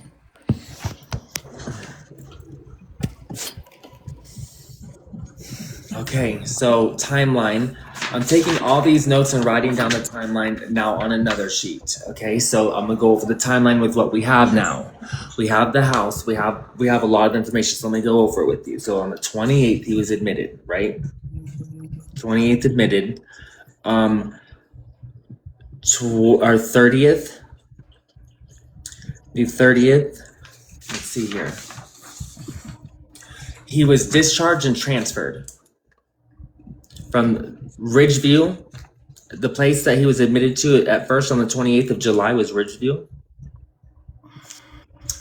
He on the 30th, he was discharged and brought to a house. We now know who owns and operates this house and other places that they're in cahoots with. We just don't know what other outside funding they have because they are a for-profit, not a non-profit. As a rehab, it's just very weird. Anyway, as she was even saying, even Blue Cross Blue Shield considers themselves a non-profit. So 30th, discharge, brought to house. On the 31st, the next day, less than 24 hours later is what I was told, the term less than 24 hours. So on the 31st is the day he was supposedly died. So the last time on the 31st she was actually seen was on camera in the kitchen at 10:30 approximately p.m. And I don't know what he was doing in the kitchen. Seen in kitchen. What was he doing? Was he grabbing something? Was he eating? Because if he was planning on doing this in just the next couple minutes to the next hour, I don't think he'd be getting a snack. Okay. Was he grabbing a utensil out of the kitchen to use? Like what we need to figure this out. So 31st seen walking in the kitchen at 10:30 p.m. The next time he was seen from the people that were interviewed was 7 a.m. approximately the next day on August 1st. And at that time when he was seen, they didn't notice he was passed because he was in an upright position. The person who saw him said they just thought he was just standing there. So by the time, when from 7 a.m. to 9:20 a.m., he was pronounced deceased, and there were ants crawling on his body.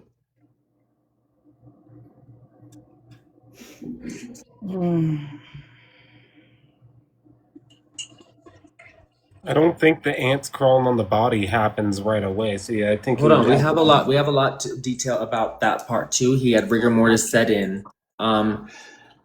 This is supposed to be a halfway house, so like a sober living place.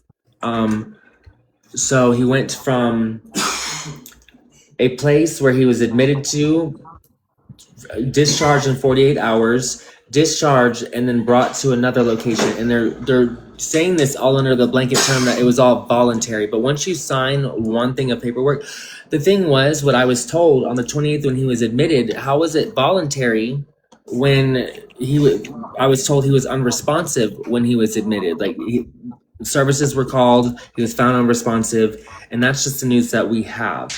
Now we can speculate of what happened and conspiracies of what happened, of if he did it to himself or not, for that, why he was found unresponsive. We don't know. So of course his girlfriend calls and is like, hey, this is what happened, come help.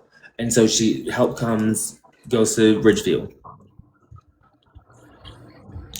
48 hours later, he's discharged from that place and sent to a halfway house.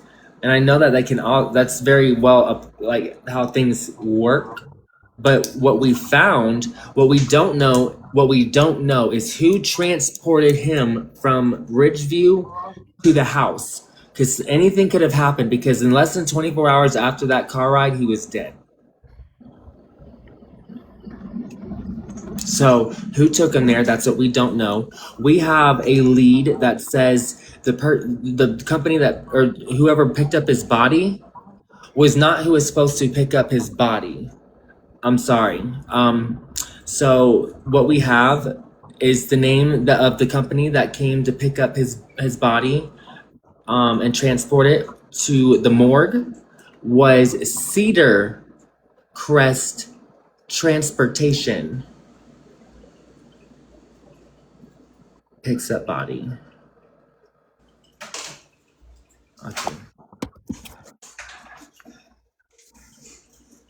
Okay. So Cedar Crest Transportation picks up the body. And when we look up Cedar Crest, there's no leads. There's no company. There's no filings. There's no government transportation, because it's legally that no private company can touch the body. It has to be government operated. And Cedar Crest Transportation that's on this file is not government operated. So that's fishy.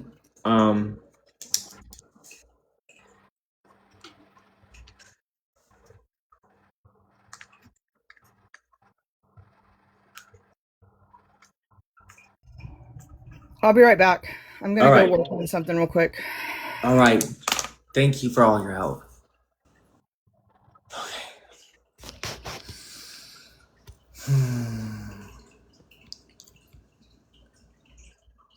Okay. Evan, thank you. There's something. Right. There's something that doesn't make any sense. And I couldn't even, they won't give me the full document of what that thing is of that lead that they're giving me. They'll only give me a snippet of it. And to be honest with you, it could be anything from like a typed up Word doc or a PDF that was made. Like, to be honest, I need to see the document.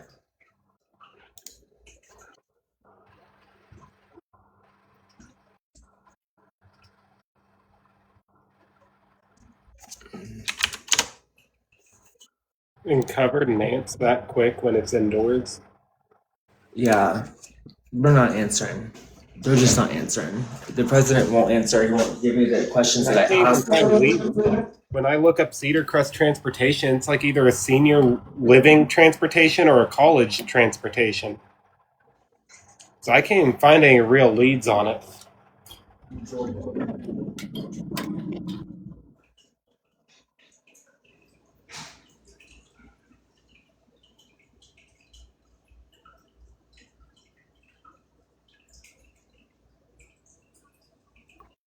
Didn't Rick and Morty like tell us about an ice cream company dealing with the body before, but it had to do with a deer? It's kind of a subliminal message.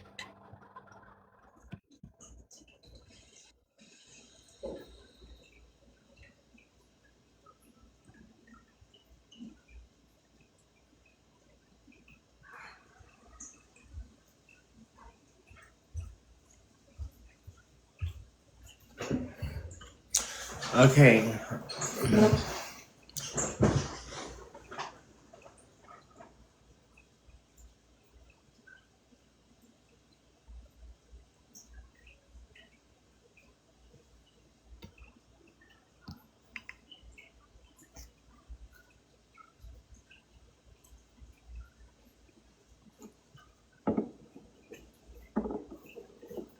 Hey, what's up?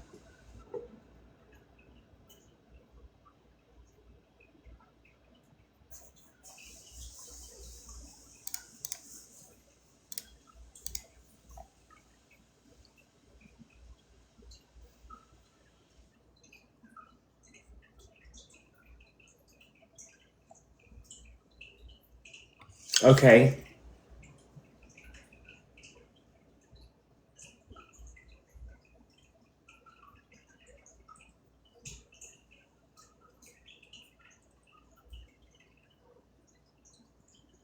All right, you guys, I need your help. I need your help reading this. I need your help. I need your help. I need your help. This is a lot. I need you to find and look at this email and find any inconsistencies here. Can you please screenshot this? Let me move this out of the way. This. Let me move this out of the way. This. Let me move this out of the way. All right, so Evan.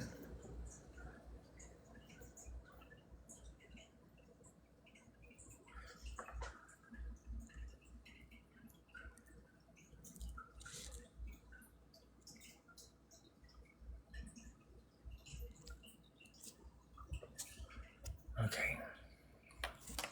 I'm gonna read through it.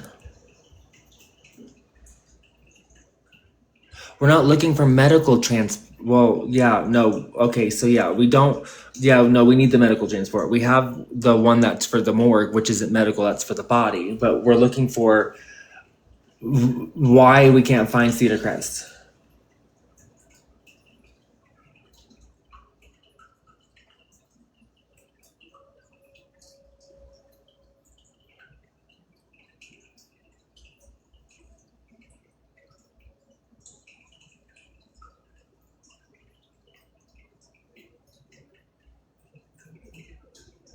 All right. Someone gave me some real good stuff.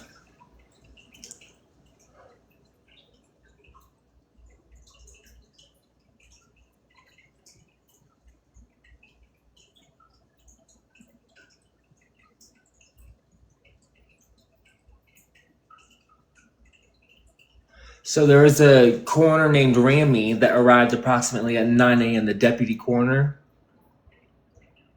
So let me go through this with you guys.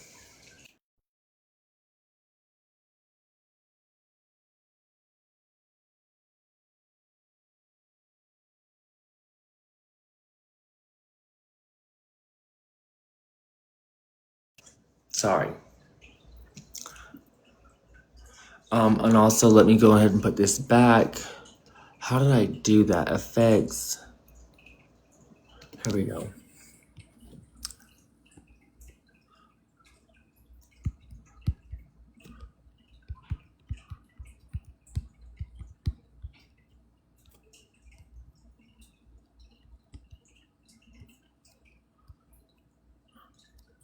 One second.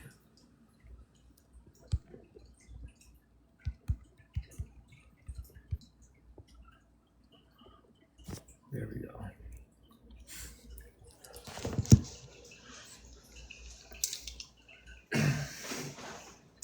All right, official death investigation report. The Paulding County Death Investigation Report identifies the descendant as Joseph Fells, age 40. The report goes as follows. The last confirmed evidence cited in the supplemental narrative showing Joe alive was surveillance footage at 10:30 p.m. on July 31st, 2026. On the morning of July 1st, 2026, the facility director reported observing Joe at approximately 7:30 a.m., initially believing what Joe was standing. Approximately 20 minutes later, when the person returned to tell Joe that breakfast was ready, Joe was discovered hanging. So before we get into any more, you have to understand that just because this report doesn't show that there was any criminal intent, do you understand driving someone else into psychosis or telling them to do it to themselves is illegal if they do it? So that's what we don't know. What about the car? Who took him to the house, from the facility to the house? We don't know, because that was still, there wasn't even 24 hours past by the time he actually did it to himself from the time that he was in that car. So what changed from that facility in the car ride to that place until it happened? What happened?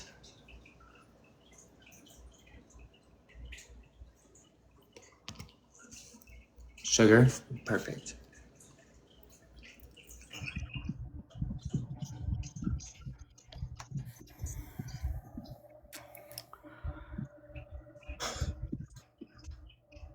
I just forwarded you an email from Lisa that had some pretty good information. I have Thank it. That's you, what I'm Lisa. going over right now. That's what Oh, I'm going cool. over right now. So what I'm saying is, what it's not saying is, in this thing it says that there's no established wrongdoing, and I'm like, yeah, well, that's the thing, because there's information in here that's missing. What happened in the last 24 hours? Because you can't convince someone to kill themselves, and we don't know if that even happened. That's still a possibility. Amen. So what happened? Who took him there? Why can't we get that information? Who took him from that facility to the house? What time did he get at the facility again from the other place? Like, how long was he at the facility before Exactly. they We found don't him? have that in the report. Okay. They And all only we look at the have is that, scene. and all we have is that the last place he was saw alive was in a kitchen.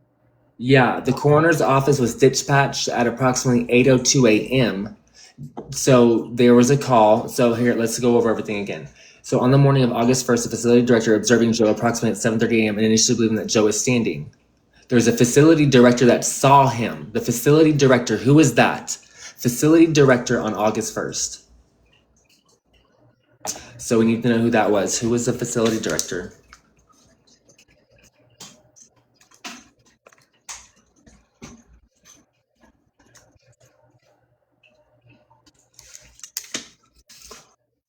Good thing we have these things coming in. So thank you, Lisa. Coroner's office was dispatched at approximately 8:02. Deputy Coroner Ramey arrived approximately an hour later at 9 a.m.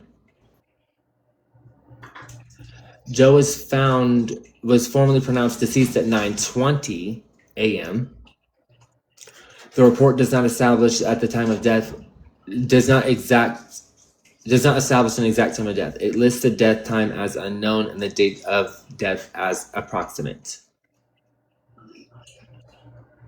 The report documents post-mortem findings include rigor, livor, algor, and insect fly activity. These findings alone cannot establish an exact time of death.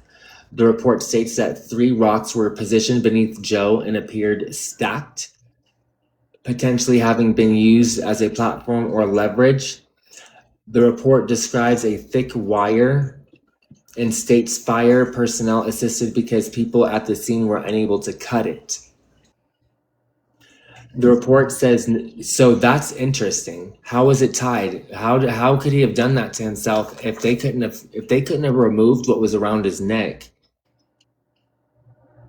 and they needed assistance to cut it? I was thinking needs the fire too. The report says no suicide note was recovered. The case was referred to the GBI and was accepted by the GBI on August 2nd, a whole day later. On August 3rd, Detective Baker reportedly advised the coroner's office that surveillance footage showed Joe at approximately 10:30 p.m. the previous night. The exact facility name and address have intentionally not been publicly circulated because people may currently live or receive services there. However, the official report itself provides clues that this was some type of organized facility rather than simply a private residence. The report refers to a facility director. It describes surveillance camera footage from the facility. It says someone returned to tell Joe that breakfast was ready. There are circulating claims that Joe had previously attempted suicide, had been hospitalized, and at this point, those claims are before being stated as fact. Okay, cool. If that history is ultimately verified.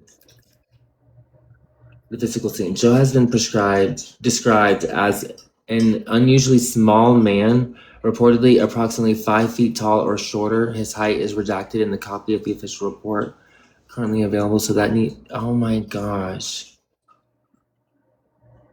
His size could have become relevant to restructuring the scene.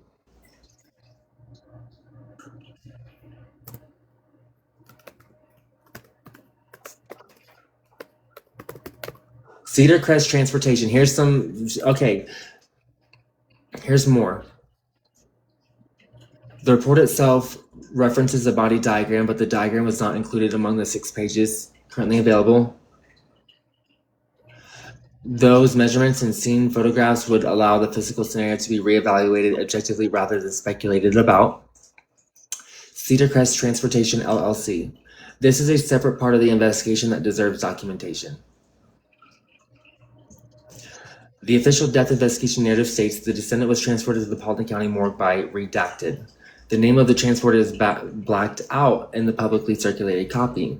The group working on this case has been revealed that the redacted transporter was Cedar Crest Transportation, LLC.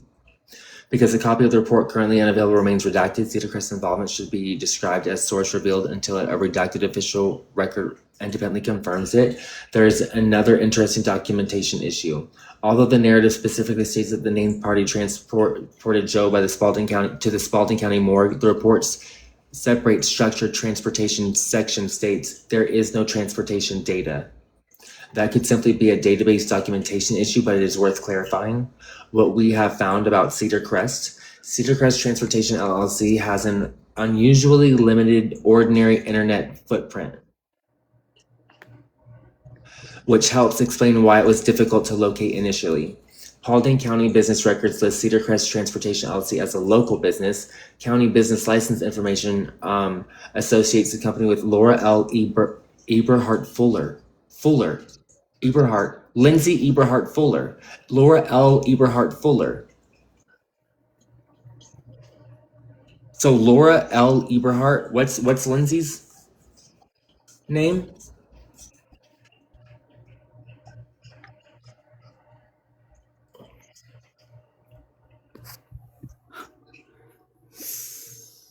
So the coroner owns it, the transportation.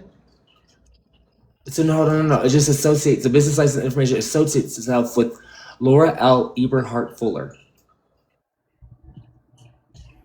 Eberhart Fuller. No, Fuller. So that was somebody.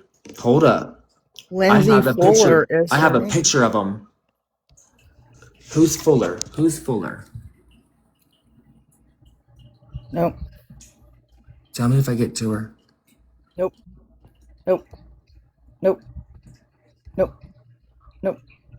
Mm-mm.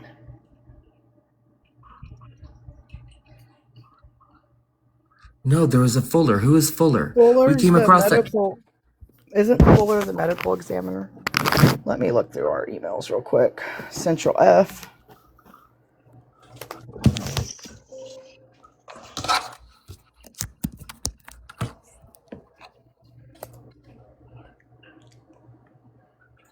Okay, we have an address. The business has been associated with an address. I can't say it out loud, but I can take a picture of it and send it to your email, girl.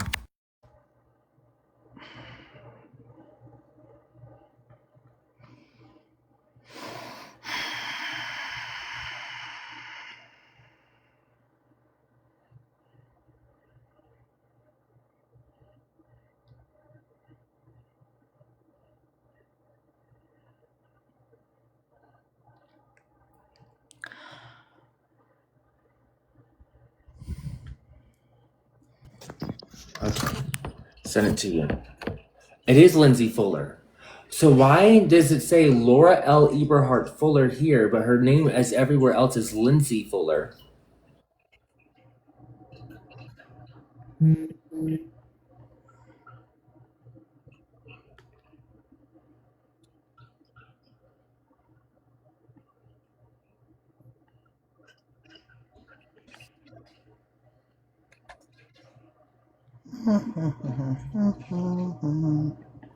No, so Cedar Crest is only the only information we really has is Laura L. Eberhart Fuller is associated with it. There's an address. Okay, I have so there's another address underneath it. Did you get the one that says on Watson Drive? It's like 3 lines under that address is another address. An older internet business listing also places Cedar Crest Transportation LLC at Watson Drive. What the hell? All right. Right. So what the hell's going on? Because when they have a jail or a courthouse or whatever else, they keep that bitch there forever. Why do they keep changing stuff around?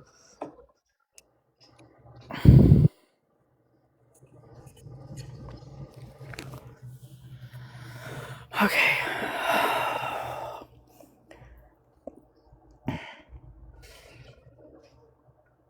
Money contact trail, there's more. So you have that email, Sugar, or I'm gonna just keep saying your name. We're not gonna keep telling your name anymore because we don't need no threats coming to you. Oh yeah. Like I said, my mother-in-law does not play over her grandkids. I called the school so I called the school, right? That's where I went. They hung up on me twice, and then they let it go to voicemail. What high school is so scared of the repercussions of the bullshit they pull that they want to hang up on a mother? And then I left a really detailed message, and I said, well, before you go and do a welfare check on my child, maybe you should talk to the child and see that a straight A student in college preparatory her freshman year would be with a mother that is some POS. Just because I questioned your narrative does not give you a right to send the police department over to my home. And that's Right. going to be dealt with because my mother-in-law actually works with them. So have fun with that when she calls your school because No, she's they lied. coming for you They next. lied to the police. They said that she was late, and you have proof that she wasn't. So I know.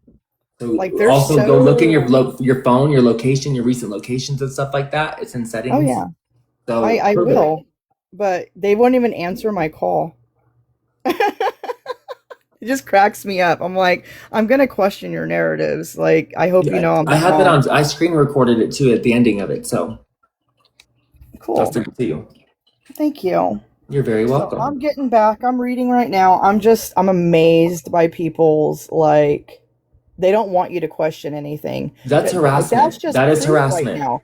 This is some weird ass proof that just formulated in front of my eyes that they don't want you to ask questions about any narrative, even high schools, when they're looking after your child. Like, my baby goes there. Is it time for I you mean, to work? she's not a baby anymore, but that's my kid. Yeah, I can. I appreciate you. I put my card back. Here you go. Yeah, Evan, you're right. I need a taco. All right. All right, you guys, someone's at my door again. I'll be right back. Do not end live for no reason I'm whatsoever. not. I'm recording. Come on, Sway. I'm back on camera again. I'm screen All right, recording let's now. see who it is. I mean, maybe it's just a package. Hello? I'll even need the cartoon. No. What are you barking at? No one's out Brandon? there, dude. I'll even need the cartoon. No. No one's out there.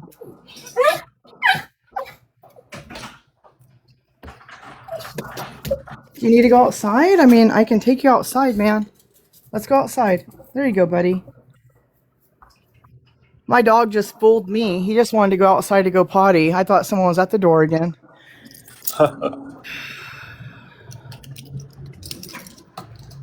I get more. out here.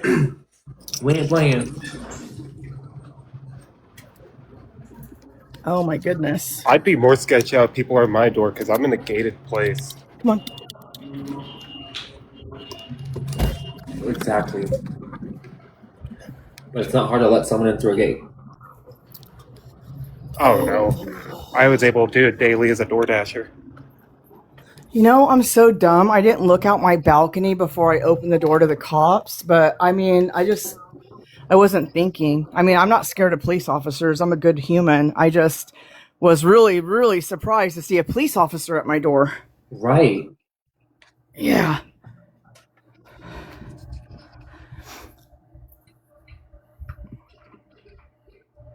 They called me belligerently rude to the police officer. What does that even mean? So That- why? that I So was the like- police officer knows. So the police officer knows there was a thing. Oh yeah, he was like, I would question that too. And I was like, I would hope so. But people are so, like, other parents in that meeting that I went to, there's only me and an African American woman asking questions. That's it. Just me and one other mom. And there was like 40 people there. And I'm like, you guys don't got questions about this? Like, what? So they, they're like, oh man, Sugar's mean. We're going to go ahead and tell her now that we got an eye on her. And I'm like, yeah, go ahead. My mother-in-law is way scarier than you. If I know someone's got an eye on me, it's her. Right. Exactly. Right. That's awesome too. Brendan, by the way, these tacos that are here are for you, friend, on the table. Tacos. Yeah. We have to eat too. We gotta take care of ourselves and eat. Oh my God, it's already 1:15.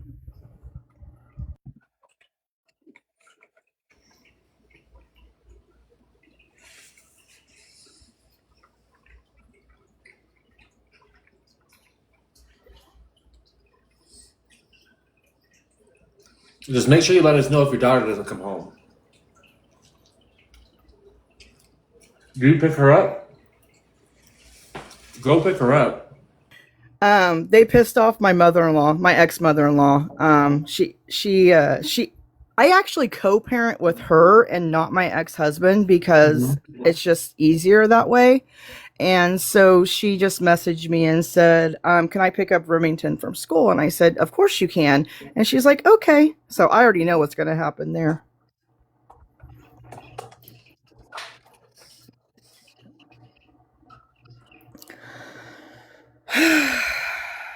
And my partner's a travel nurse, so he's sadly not around right now. He's at the coast working. Damn. Yep. So it looks like you just have to stay on live with us. I know, and then I know I'm safe and I'm not causing any problems because That's why. I am really, really mad right now. I might be seeming like I'm really calm because that's just the way I deal with things, but I am really upset right now about that. Like, I don't No, like... you trust them.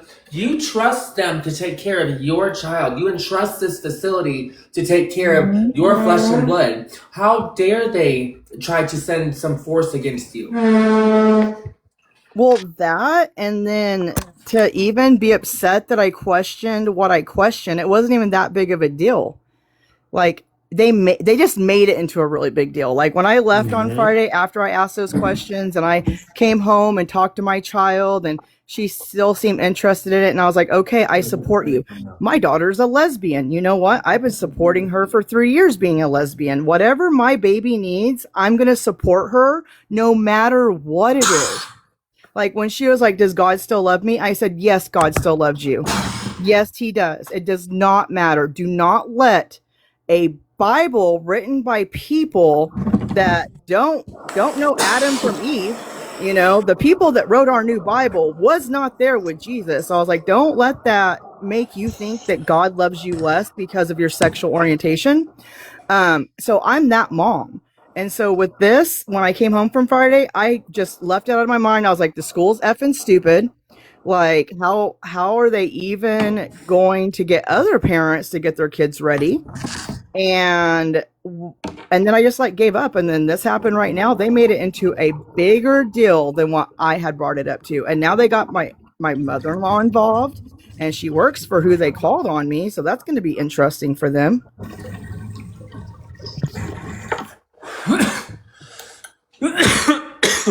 And that's right, Megan, they sure do, but they don't know that I'm a business owner that has attorneys.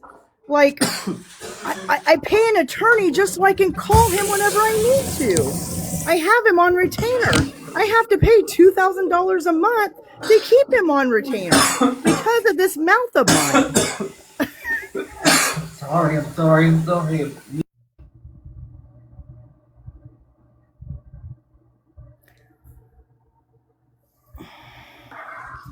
I'm so sorry. Yeah, I have one daughter that's in business law. She's grown. She's 25. And then I have this daughter right now, and then I have one more. And I'm really just fiercely protective of my family, and that's what I had to do when I started a business and I started making money, or I started questioning people because I do audits and I do find things that people are being fraudulent about. I had to get an attorney on retainer because someone wanted to sue me or someone wanted to threaten me all the time.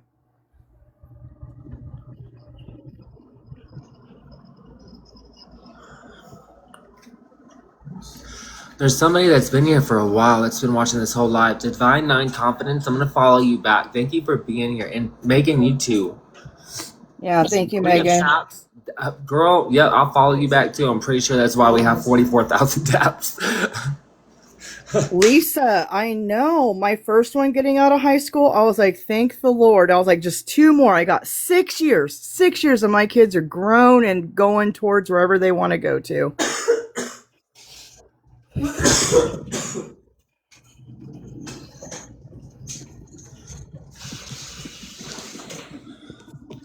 Thank you, Divine, for the things that you sent me. I don't even know what I'm being sent because I don't do lives. Dylan, this is my first time ever going live in 3 years. My other account that I had before this one had like 7,000 followers, but because I track pedophiles for fun, they made my account go away. Divine Nine, thank you for supporting. Thank you, Divine. You're amazing.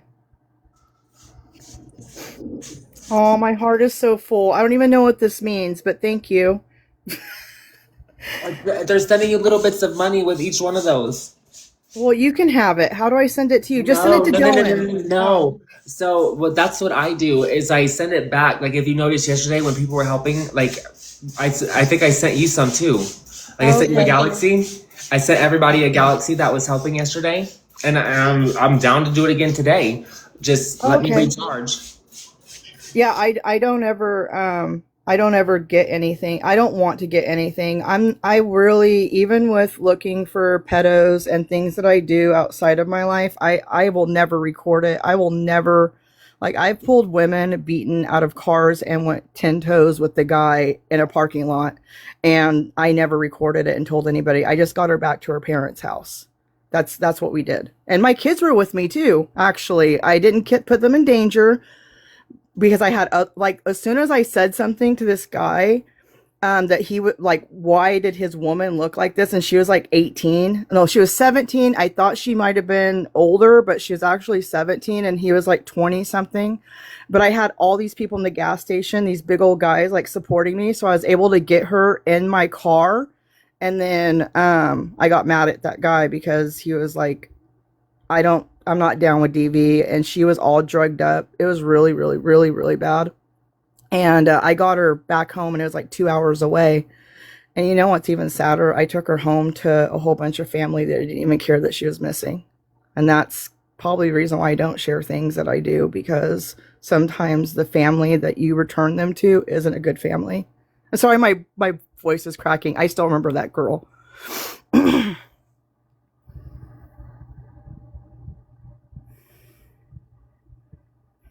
Yeah, I'm part of Underground Railroad. I have been since 2017. It's very fulfilling, and I have never really been one to tell people about what I do, but I do tell people about it because I think everyone should keep an eye out, and anyone can get certified to look for trafficked women and children, and that's boys or girls.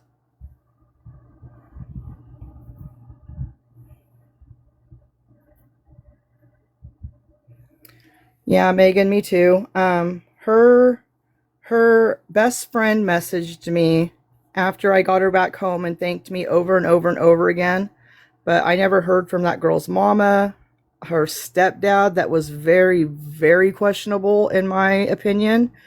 And I just pray she did too, because when I was driving her home and she was so drugged up, she was slurring. It was really, really sad. It was really scary because I questioned taking her to a hospital, but she would not go into a hospital. I asked her, I was like, can we please take you to the hospital to get you checked out? Because I think that would help you. I will sit with you. I can't make any decisions with you, but I will sit with you and get you through it. And she would not go. She was like, no, I'll just walk. I'll just walk. And I'm like, you can't walk. Can I take you somewhere? And she's like, can you take me home?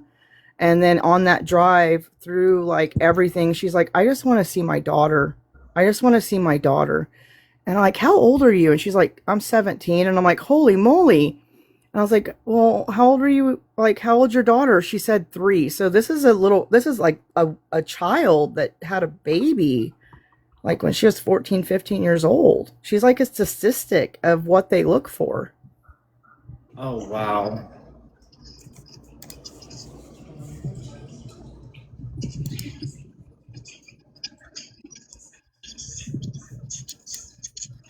Sunshine, I'm glad that you do. It's how I lost my last account, is because I questioned too many things about pedos. Brendan got my. So Brendan has my thing. I was trying to freaking recharge my thing, but he's got my card, and I was trying to do it in other ways. Apple's not working, so here's this one. So I'll do more when I get recharged. When Brendan comes back with my card. I try to do it through the browser. I try to do it through the other way. When I try to do it through my phone, it says, please log in. And I don't know what account I made with this email. And I'm going through all the browser settings on freaking TikTok on the browser, trying to find where they stick in your email. I'm like, oh, there's the get coins right here. And so I go to do get coins. I'm like, damn it, I don't have my fucking card.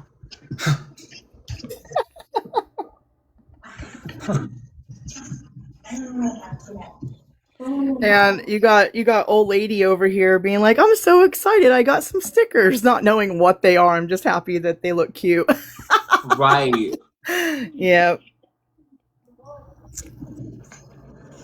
You give him grass anymore? Little grass? The lettuce? What are these? The grass? Him? The vegetables?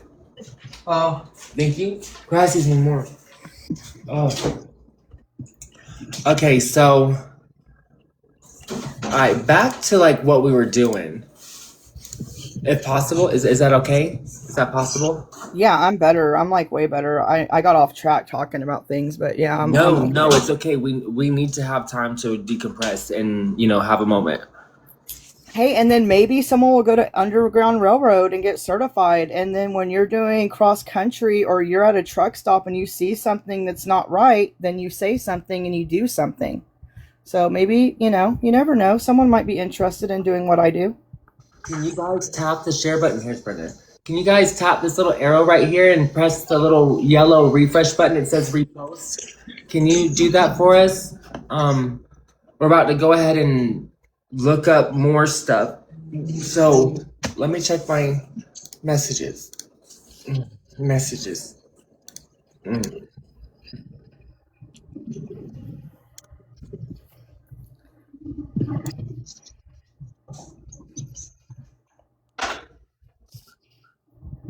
Oh my gosh, why is this girl being this way? I don't.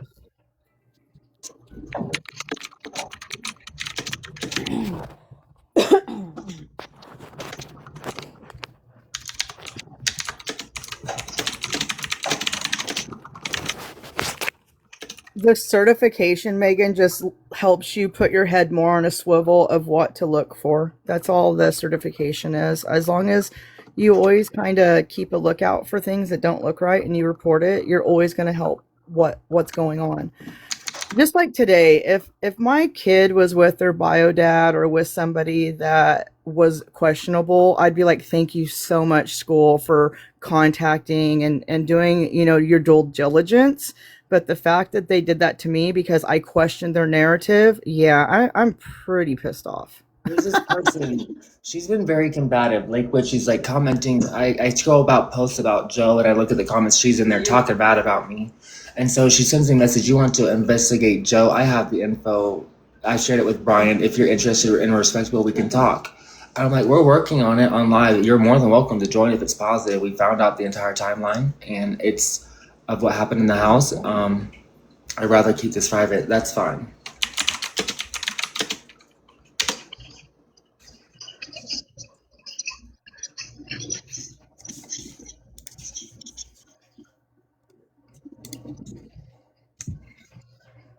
Sunshine Doxy, you're about to contact the FBI and read an account on here. Pedo wanted in many states on the run.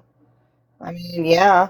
The guy that had her in his car, he was wanted in Kansas, Kentucky, and in California. And who knows if he's still on the run or not. I'm so confused. Does this have anything to do with this?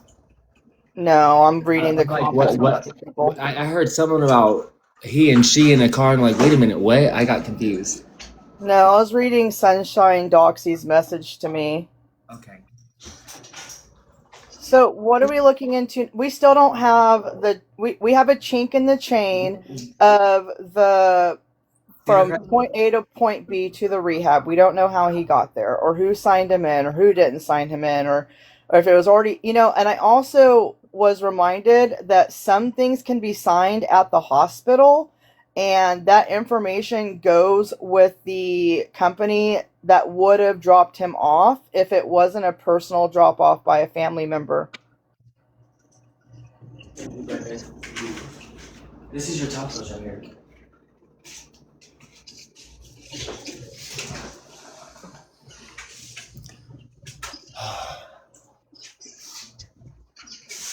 So I wonder who else was in that facility with him. Was he just hanging out by himself or was there other people in there that would come forward and say like, hey, we were in there the same time he was because I had a crack addiction? Like what exactly, who was in there? When they saw him on camera in the kitchen, was someone else around him? Or was it just a facility manned by people where no other patients were at? Like, where's the other patients at?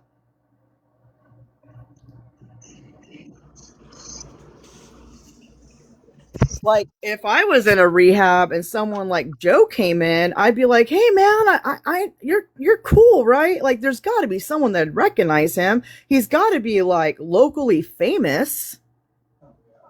I would think. We have information here that report that was sent to us from Lisa does not have.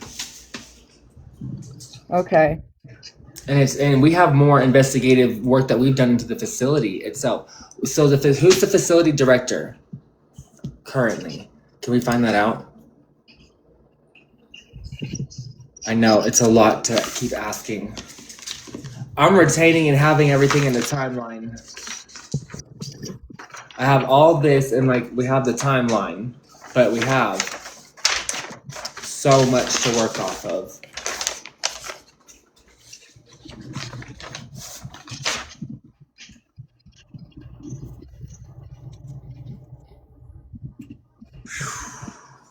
So what we have that's not on here is, of course, the open, of course, things about the facility, who runs it, like the people's names that are associated with running the facility. We found out that there's been a wave of promotions within the facility itself, or within the company, not the facility, but the company. It opened in 2021. They're under very loose regulations. They only get checked on once every 3 years. They have had no violations. It seems like with all this around here, it seems like this needs to be, because there's been no reports. It seems like this needs to be reported to the DBHDD of Paulding County. It's the regional field offices, Region 1 for Paulding County.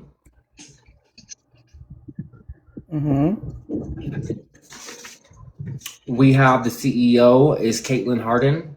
Yep. Dr. Joshua Yeager. There's a Dr. Byron McCourt, which we haven't found anything on this guy. Nothing. No, I haven't even looked into him, actually. I was on tangents doing something else. So now, let's see. Asterisk Byron McCourt. McQuirt. Byron. Byron.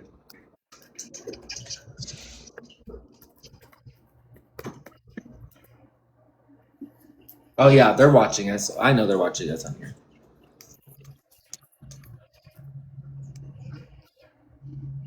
It's interesting.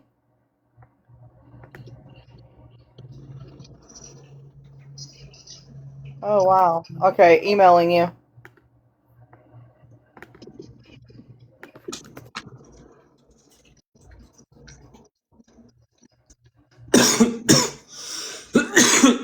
Mr. McQuirt is part of a forensic psychiatrist. Forensic? That's what it says. I just emailed you.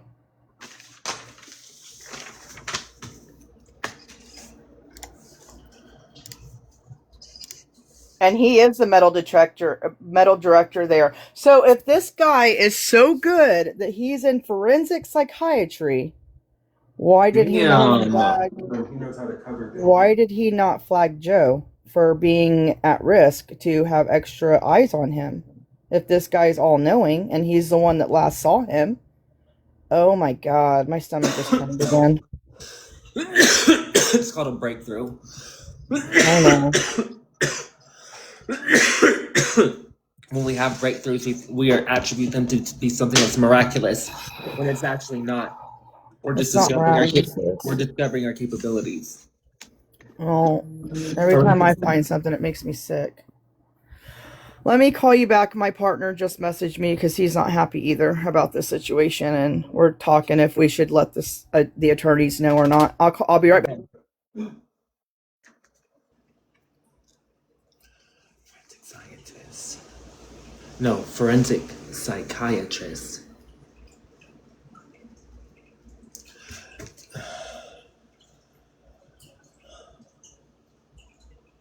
Psychiatric medical director.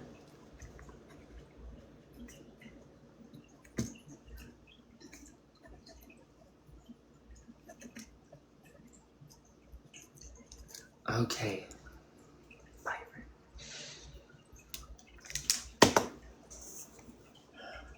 Better be deleting your LinkedIn shit fast.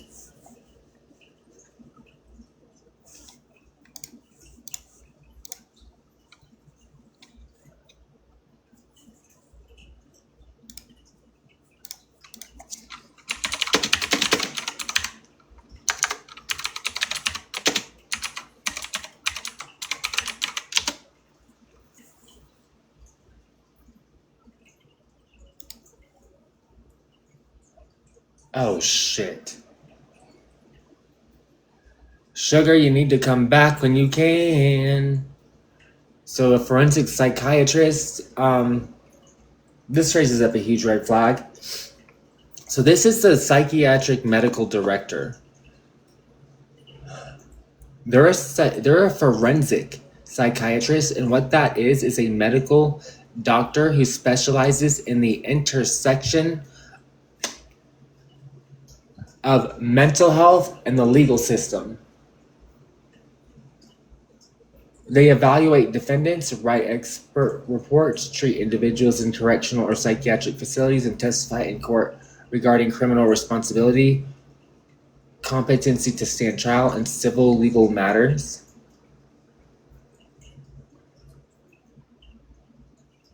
So why would he go to somewhere where there's forensic scientists that's a medical director of people who are committing crimes? That's what I'm just not understanding. Did he commit a crime?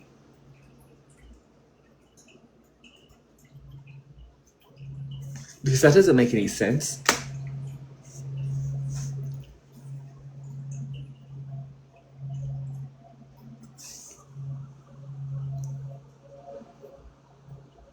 Brandy, I feel like you've been wanting to come up here. Oh, she's probably still here.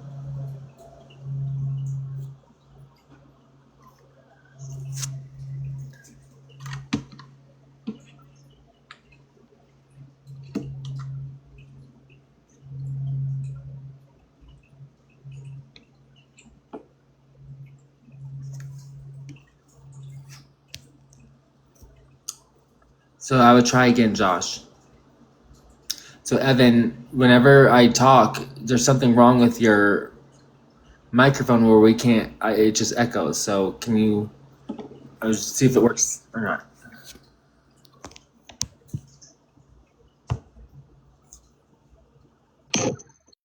Hey, what's up? Yo, What's up? Nice to meet can you you. hear me? Can you hear me? Yeah, nice to meet you. Nice to meet you. I'm Have Dylan. you been reading what I said? No, not. I don't necessarily pay too much attention to comments. If there's something important, it normally gets brought to my attention. Nothing from the Examiner at all states that he ever went to a hospital. The only evidence that's on file, He wouldn't go to a hospital. There's no reason he would go to a well, hospital. the mental health evaluation that he had to take, there's nothing evident to that at all. He went to a hospital. There's no evidence for it. Well, it's because it's hidden from you. Or is that the information you just got from the president? Oh yeah. So you have to interview people that were close to the suspect to find actual information. So he was at Ridgeview, admitted on the 28th. He was discharged from Ridgeview on the 30th. We don't know who transferred. But there's no documents or any legal documents saying that he ever was in a facility. Because that's HIPAA. Still, there would be documentation somewhere. What kind of documentation do you expect there to The be? laws hide it from you. I mean, they can hide it to an extent, but they can't hide everything. Just like, But you don't have just like Faith said earlier, her salon, she hasn't had her business in like. Of how we do things, and so we can't do things. But nothing's adding up, though. That's the thing. Well, And yeah, everything points to us getting little bits of information to work on. That's why Only I'm to find glad out- to admit it only to and find tell out you it's guys not. what we have. That's why I'm telling you guys what we have. I'm being the bridge between what's privately known and telling it public, because they're not telling you correctly. But there's nothing public at all that backs up their evidence. Exactly. That's a big part too, and that's why I'm questioning the authentication of what I'm getting from the president and his friend. I haven't got. I mean, I've been digging deep on this too. Like, I haven't found anything anywhere. Sent me a screenshot of a message of Alex, but not an actual. They have my phone number. I've got nothing. They wanted to all be on TikTok. It's weird. But was it a fabricated message? Anybody can use ChatGPT to make a fabricated document. That's what I was thinking as well. So, yeah.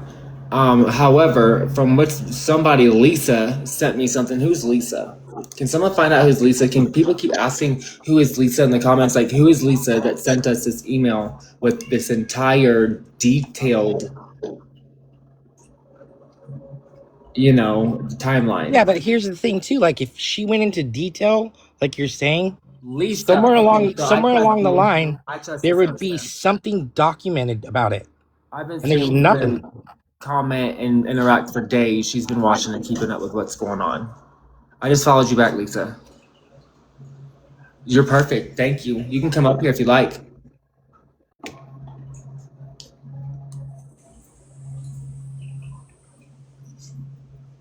So everybody, Lisa sent me this. She sent a huge boatload of information. Okay? So what we have is all this stuff. If you want to screenshot it, this is the timeline. It might help you draw some conclusions here.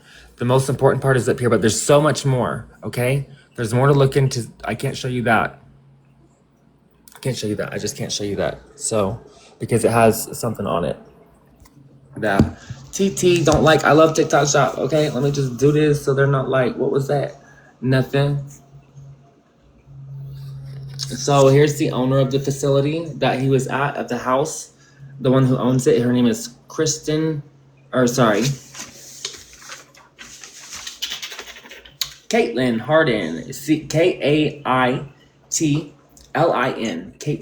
Caitlin. Kaitlin. I mean, if you really think about it, though, like, even with that, though, there's like multiple addresses that don't even really confirm the house. Oh no, we found them. We found exactly where it's at. We have the address. It's just multiple addresses have that house posted. Yes, but we found the house.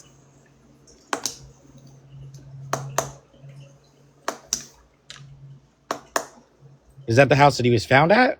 Yep. So after he was deceased. Mm-hmm.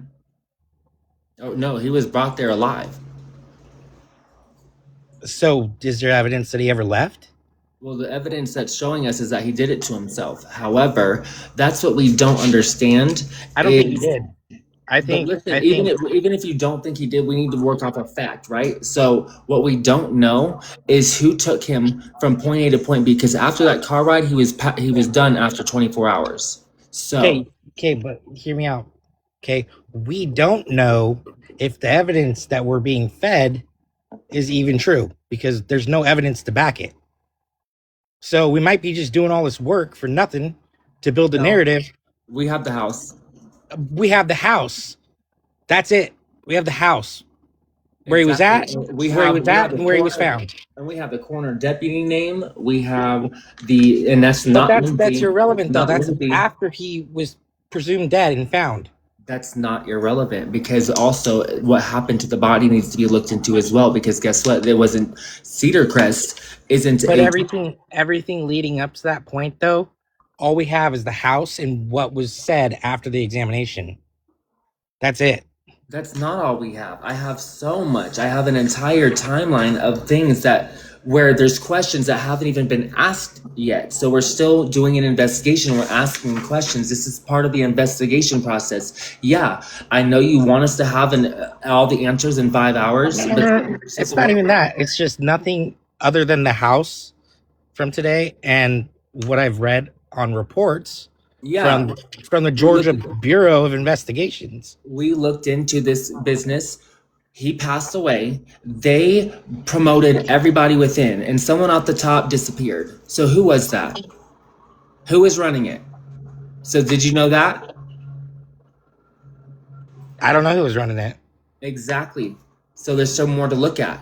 I understand that, and that's what I'm trying to say. Like so you don't do a wave of promotions when you don't have. So here, the past 5 years that they've been, unless we're the ones building a narrative. Stop interrupting me and let me tell you what we have. You said we have nothing. Can I tell you what we have? So I don't just bring anybody up that I've never met before. So they've had no violations in 5 years. Seems like they need to be reported because there was ants on the body. There wasn't any checks. The actual director of the place, the facility director looked at him at 7:00 and didn't even realize that he was pronounced dead. Came back again, how long later? 30, 45 minutes later, and said that he was pronounced dead. How do we know that he wasn't done that too, and then they did that to him, and then that's how they found him? Or that's just how the scene was set up. There's no camera footage of that. We don't know. That's the questions to ask. So the facility director saw him at 7, okay? Didn't even notice that something was wrong with him. Obviously, if it was that gruesome of what they said they saw, what changed from 7 to 30 to 45, 30 minutes later when you're calling him for breakfast? What changed that wasn't so gruesome to now it's so gruesome that you notice, and then it was just a horrible scene and you're trying to get the thing around his neck, and things don't add up. So I'm asking questions.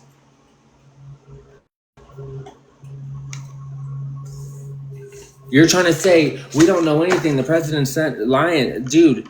He's gotten us closer and closer. So stop doing that. He's gotten us closer, a lot closer, because of what he showed us. And so now, because of that address, we were able to find even more details on this case because of what he shared us, because of his lead. And I get everybody needs to be questioned. I've already questioned him. I've questioned him a few times. And, as you should. And so I have, and I've showed it on live. Anytime that I've questioned that I felt something wasn't right or that I just wish I had more information, they don't feel comfortable sharing that. And that's fine. I'm a stranger on the internet, okay? Trying to just do an investigation that I've never even done before and doing it the correct, best way possible, which is gathering everything, all the facts and data first before you speak to anybody, okay? So we're in the investigation phase. We're gathering facts. We're drawing a timeline. We're seeing what doesn't add up, and then what does, we're writing down as fact. You did say we have nothing. So now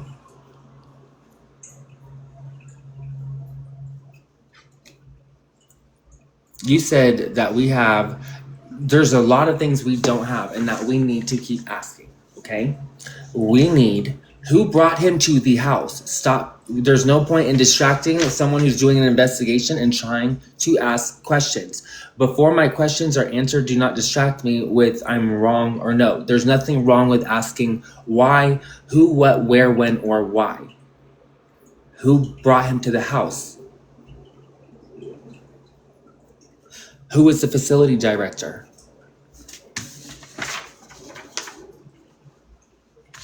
Why did he go to a place where the psychiatrist is a forensic psychiatrist? You ask these questions. Is it going to be hard? Yeah. Who has power of attorney over him?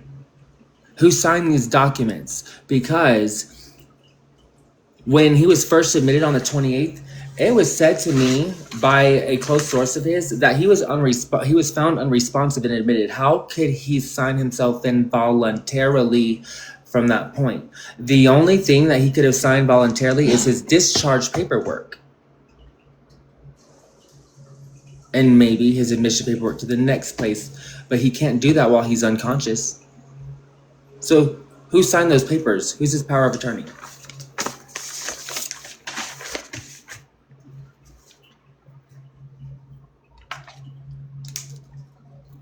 If not, who?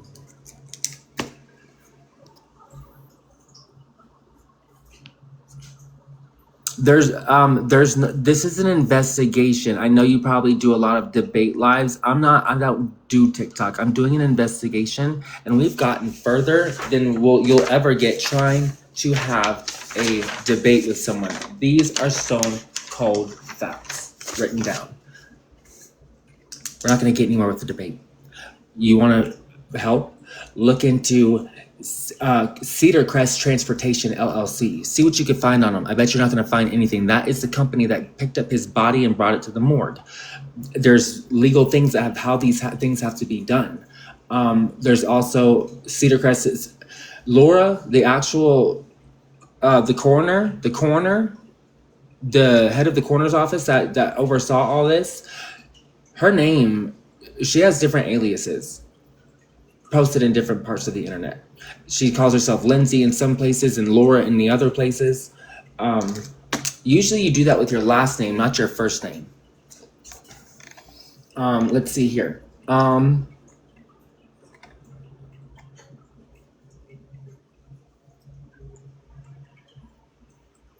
So there is no transportation data put in there, and that is worth clarifying. It could be a database documentation issue, but it's worth clarifying because it could be. That's not a hardcore fact. So that is a question. Why is there no transportation data? Why is there no organ donor information listed on there?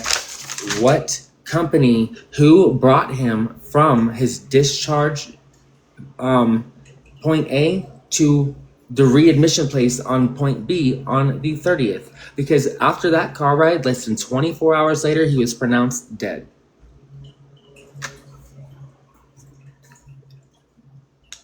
Who knows? We don't know, but these are all questions to ask. Why wasn't that listed? Was his organs harvested? Like, all these things we need to ask before his funeral, which is being planned right now by Alex.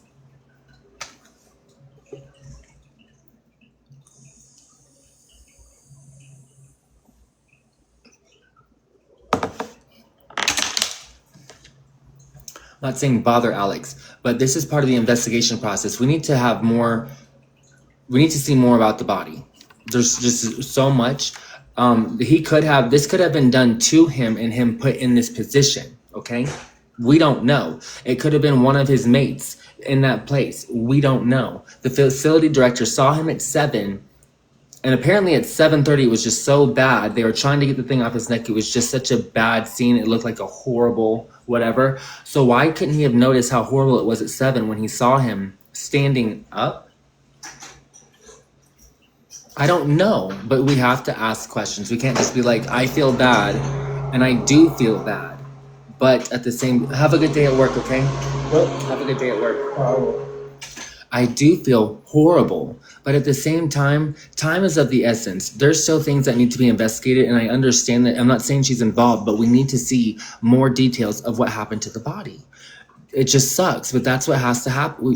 They're not going to give us access to that. Of course, the funeral home has access to that, but they're not giving me that information. They already clarified that. And of course I wouldn't share that with nobody, but they're not going to give that to me. So they'll give me everything else but that, and that's okay.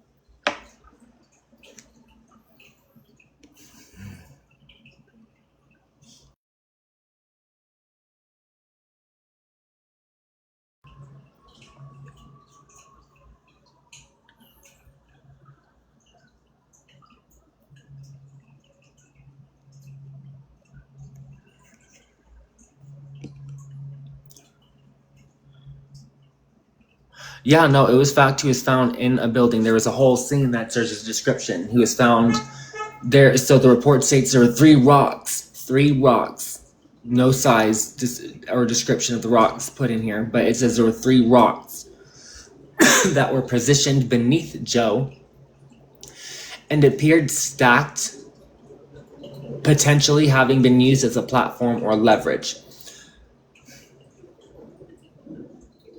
The thing that sits playing this backwards in my mind as someone that could have done it to him is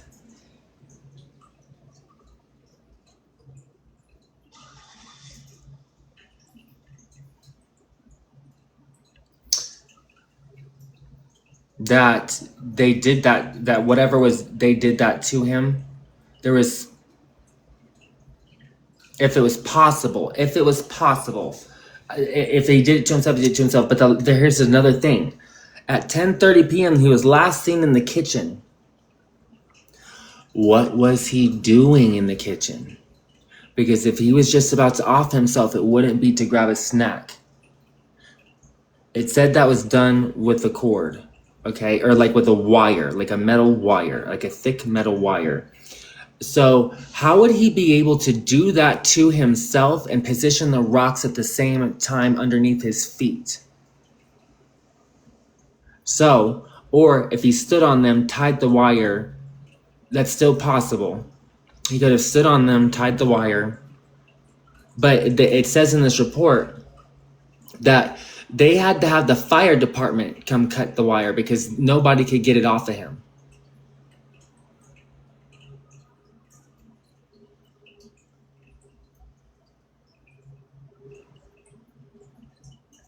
He wasn't in a tree, Michelle. Are you listening to anything I'm saying from the investigation that we've done? He was inside a house.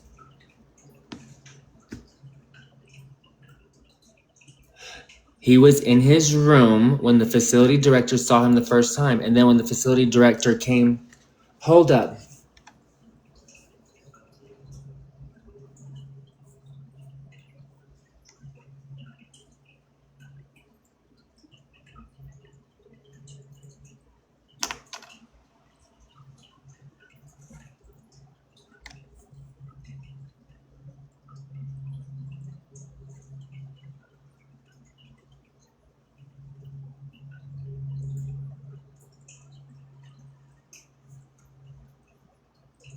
So here it goes. On August 4th, the morning of August 4th, the facility director reported observing Joe at approximately 7:30 a.m. and initially believed that Joe was standing.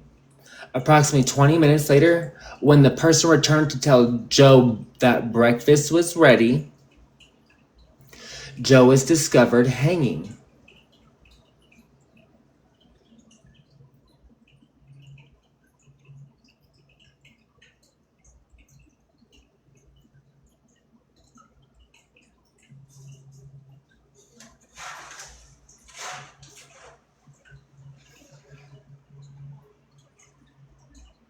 So it could have been outside. So this person that's saying this, I'm sorry, but there's just something that you saw that I wasn't. He could have been outside because it said there was ants that were crawling on his body.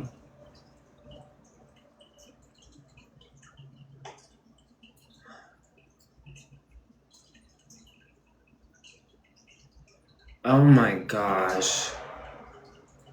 We don't know if it was in a...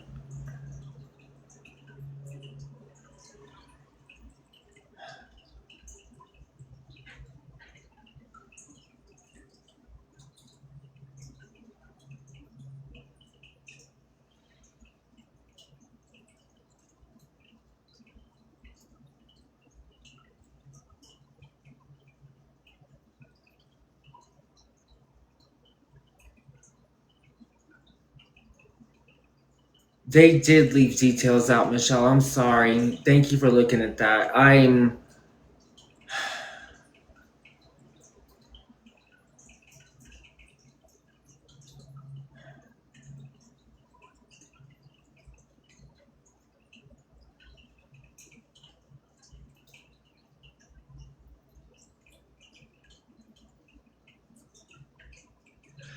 So it's weird to me. If he could appear that he was standing, I need to... If it was from a tree, how could you not see something from his neck? And if it was a wire, this does just seem like a setup.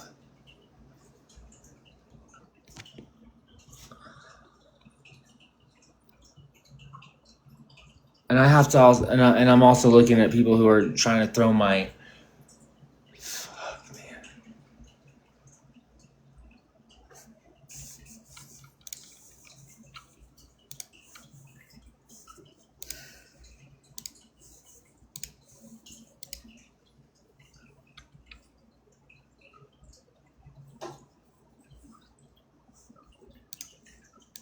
If he was in a tree, they have curfew. How would he have been outside and not...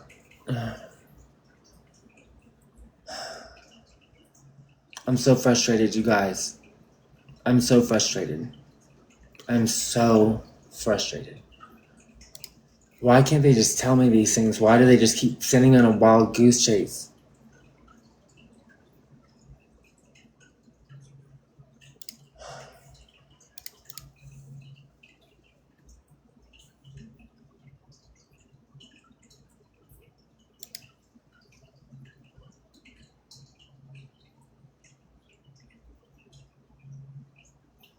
This girl, no, we're not looking at news stories.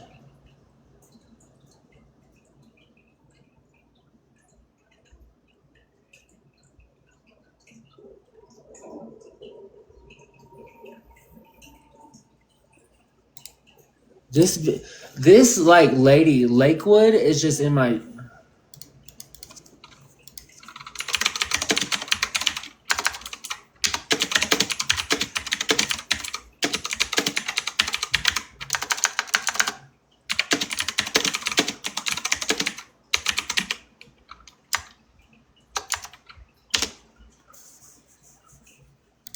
Lakewood, you're just very toxic. You have to be blocked. You're ridiculous. She's like, you know the singing bullshit post that you have, you need to take that down because it's giving out the wrong frequency. I'm not sure if you measured the water when you did that thing, but it's not giving out the same frequency, that same size bowl. What the fuck? Like, girl, leave me the hell alone. Such fucking weird ass energy. How do I like click this bitch's profile? Here we go. Block.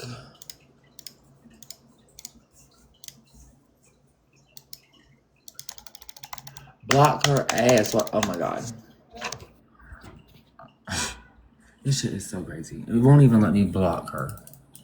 This girl is like sending me a whole bunch of hate mail for like just will not leave me the freak alone. Like block, like let me block her. Jesus Christ. The devil just.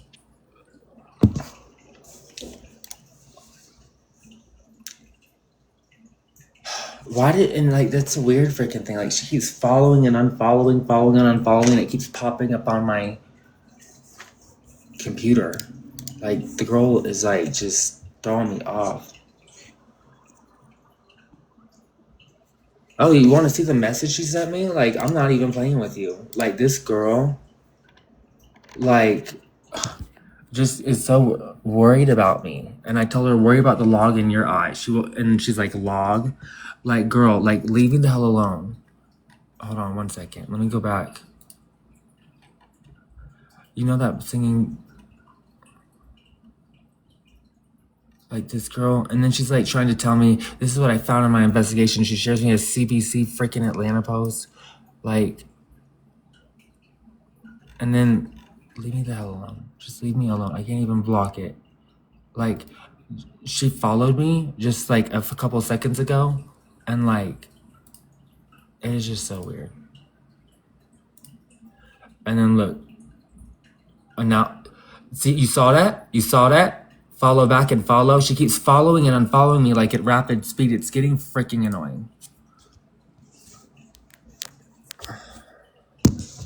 Yeah, this shit's just so stupid. People are like, we're trying to freaking find out what happened. You're not helping. Why don't you freaking go find out what happened?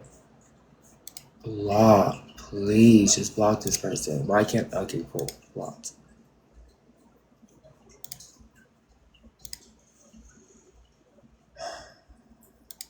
It worked finally. Sorry, you guys. I get like really freaking flustered sometimes. Like I'm not like perfect. I'm trying to do something, and when you're sitting here like just being annoying and mean and just like negative, like why do you do that to people? Just like go live your life. Am I bothering you that much just because I'm sitting at home trying to find out freaking answers?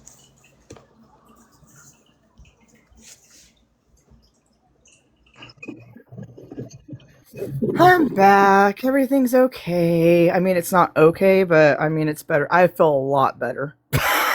Good. What happened? Update me. Update us. Oh, my partner just said to notate it, document it, and then I'll just send an email to my attorney and say what happened, and then they'll also put it into their informational system because, like I said, We yeah. have so many witnesses that were in here that were witness to it. So you had like 30 at least people comment and say they saw it when it was going on. Like people were going off. Yeah, and so he just said to document, put it where what happened and everything, and then we're gonna email it to the attorney's office, and then they'll keep account of it as well, because every attorney has like a legal secretary and an email thread like we have. So we're just gonna watch it because this is her first year at this school, and it is a prestigious school. She had to have really good grades. She had to get tested in. She's already starting college because of how she tested.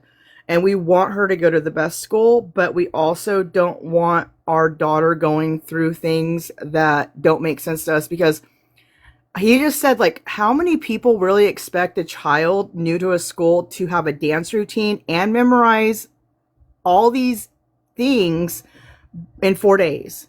And I question that, because I don't want my kid all stressed out and think that she didn't make it because she didn't do a good enough job. Because hell, I'm really effing smart, and my daughter is too. And I was like, what do we practice? Like, what exactly is the dance routine that you need to practice? And they're like, oh, she has that. I'm like, well, when did she get it? Yesterday. I'm like, so you're telling me in 4 days you expect my kid to just know lines and dances? And they got really upset with me. And like I said, it wasn't a big deal to me to question them, but now it's a big deal because they did that to me. That's the equivalent of calling CPS on me, in my mind. You know, a welfare check from the police department makes me think of CPS, and I've never had that happen before. It's just very ironic that it all happens while we're looking into something super important. Yeah, absolutely. The way the world is working is so weird. We just don't understand it all. No, it gets worse. And I went to go get back on our live, and 4 freaking drinks on my counter. I hit one thing, and all 4 of these drinks that I was putting out, because I was making my daughters like some Gatorade juices on ice and putting a snack out. I moved one thing, and all 3 drinks fell on my kitchen floor. So it took me longer to even get back to you guys, because all that happened, and all I could do was just look at it, and I'm like, I'm not gonna cry. This is not against me. This is just life. It happens. But it started kind of adding up. And then I was like, what the hell? Like, I barely touched one thing, and then all these things happen. And I was like, okay, I'm just going to breathe. I'm okay. I think we've all been there. Because we understand. We know those things happen, and we can't explain what the heck is going on.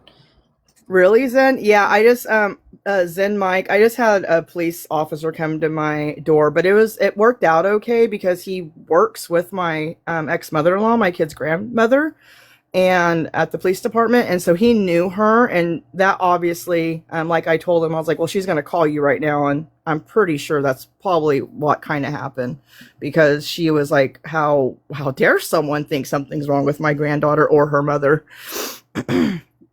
Like, I've been raising my kids. I have full custody of my kids. She just helps me because their bio dad is in his own world. He's not a druggie. He's not anything like that. He just chooses his girlfriend and her daughter to do life with, and I'm okay with it. So yeah.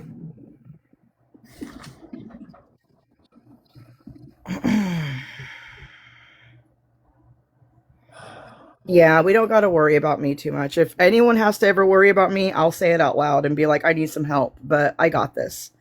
I'm just worried because they got you frustrated. off live so easy with just a quick thing, and they didn't even tell you. They didn't tell you the daughter's school. You told them, and that's where we're just like, wait a minute. We just look into everything. Thank you so much. I really, really appreciate it. I would tell you guys though, and that was scary for me too when I got off live and it kicked me off and everything. I was like, oh boy. It's okay. Like, could you imagine if my daughter really was missing though? Like, oh my God. Like, they made my stomach. They like all these drops in my stomach. When he said that to me, I was like I have never had one of my kids go missing before, but that was really, really scary. That was really, really scary. I think it resonated through all of us what you felt. Yeah. Yeah, I'm glad everything's okay too, but it sure did scare me. Yeah, I'm okay though. Where are we at now? I left. I got things handled. Did we figure anything new out since I last I had to write questions down. So yeah, I need to find out who brought him to the house. They're avoiding this question. They're avoiding it. They will not respond. They'll respond to everything else when we're talking about whatever else they pop up in here. But when it's talking about that, they don't tell us shit. I hate to just say it like that, but that's what's going on. I sent the president asking him information almost 2 hours ago about it. Twice. That was the second time. He sent me information and then deleted it. but I think it's because he wanted to, and he's not trying to be combative. He's not doing that. He's helping us, but it's just like we're trying to find out what happened, right? And I know he is too, so I need to be patient. But who brought him to the house? That we need who brought him to the house. That's how we're gonna find out. We need more people to. They're not gonna tell us this, and I have a feeling it wasn't Vrida. That company, I have a feeling it wasn't them. I have a feeling it might have been family or a friend or something. Because if he You was, have to remember, Vidra is a contractor. They are a contractor that the hospital connects to, and then someone else works with them. so he was discharged. Who is he discharged to? Because there would have had to be Yeah. paperwork if he went with Vrida. I don't know. That's the question. That's what we can't figure out. They have it. We're just trying to figure it out. They're the one that's keeping it from us. They're giving us like little tidbits here and there. Just give me everything you have, and I can work with that. And that's not what happens when you investigate someone. You ask them questions. They don't just tell you when they want to tell you. Not necessarily. I mean, they can if that's how they choose to do it. But like,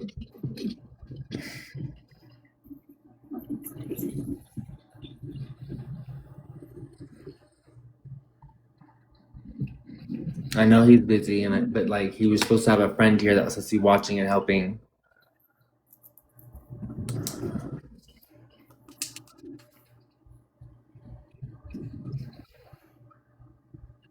I'm reading comments. I feel like that too. I feel like they're gonna have me tell it all.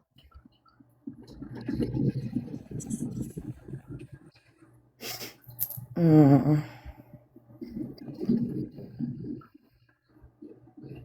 And that is it leading me down a path to danger? I don't know, and that's what I am also wondering.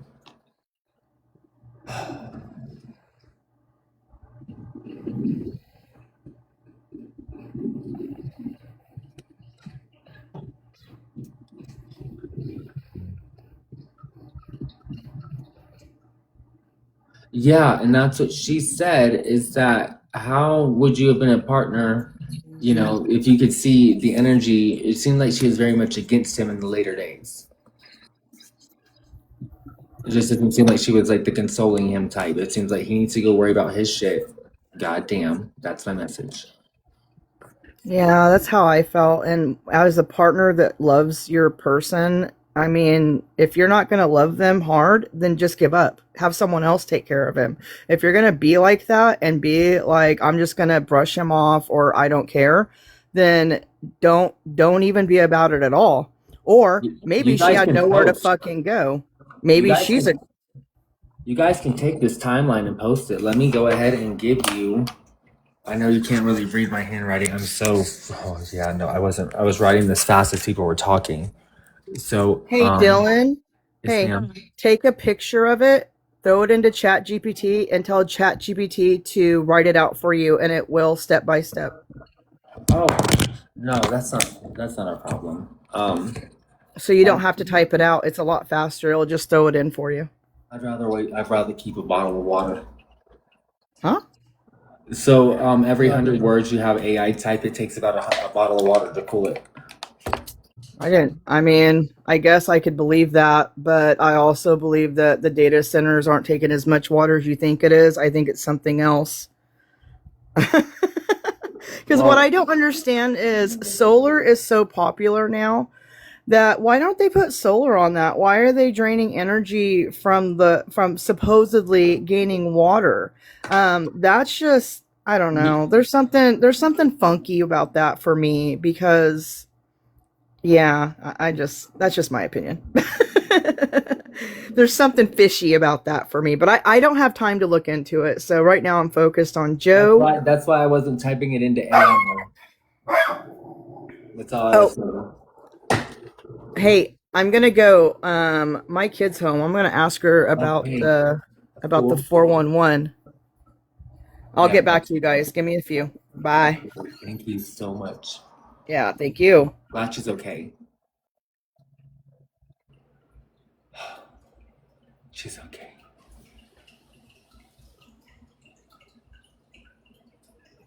I do have a computer, but guess what? It's not cooled with water.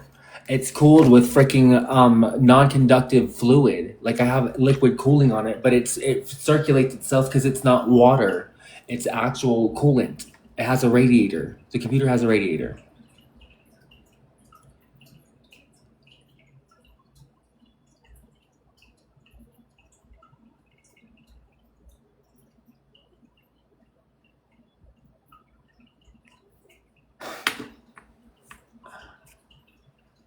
That's what they need to do at the centers. Why aren't you using non-conductive fluid? Even if it were to break and leak everything all over nothing's gonna happen. It's not gonna break like the computer. It's not gonna fry up because it's non-conductive fluid, whereas water poured on it. Yeah, so non-conductive fluid, liquid coolant, all of the data centers. That's just what they're not doing. They'd rather just skip and cut corners. So on to the next thing. Who brought him to the house? Can anyone find us? Okay, so my email, if you can look into, we don't want who brought him to the morgue. We want to know what happened while he was still alive. We need a timeline. We have a missing clue of who brought him to that house. Because if we know who brought him to that house, we can interview that person. We can check cameras. We can see their route. We can see if they took any stops. We need who took him to the house.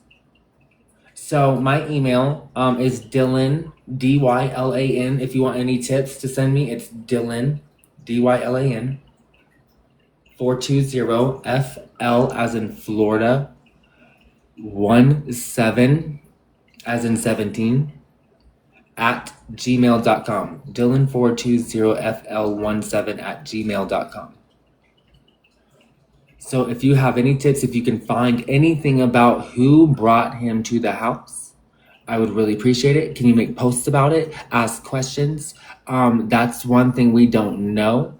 They're not giving that to us. And so I'm asking you guys. They won't give it to me. I'm going to do my way of finding it. So can you please post about it, look for comments, and like just all over anything that's talked about Joe, who brought him to the house. That's what we need to know in the investigation. That's the only thing we haven't found so far of the clue of what we've been brought to, of what to look for. Who brought him to the house? People are too worried about the scene. I want to know what happened and led up to it, because if you convince someone to do something to themselves or drive them into psychosis, that is illegal, and that's what I'm looking into.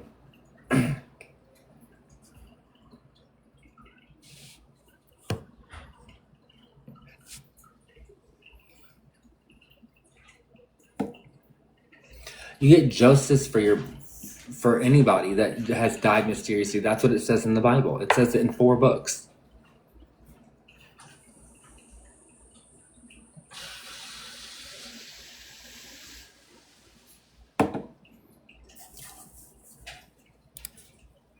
Yes, can you guys repost this live? We're waiting for another person to come up. So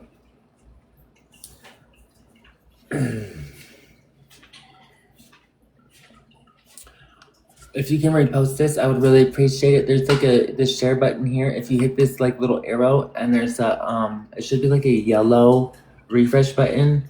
It's just a button. If you could just tap that and tap that, I would really appreciate it. It doesn't show up on your FYP or on your page or anything. No one's gonna know that you reposted it.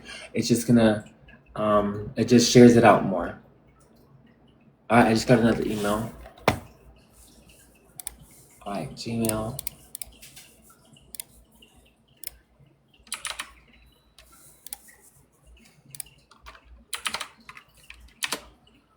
Thank you, you guys. Thank you for sharing it. Thank you so much. Thank you so much. Ooh, every time, it's like my phone falls when I get excited. That's so freaking weird. Absolutely. I'd make the version you share read like, okay, hold on 1 second. Let me not read this out loud.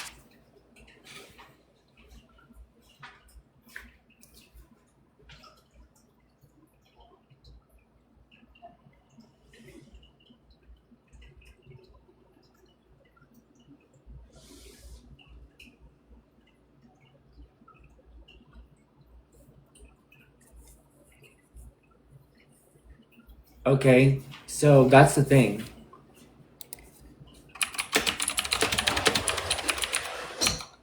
Lisa, To my knowledge,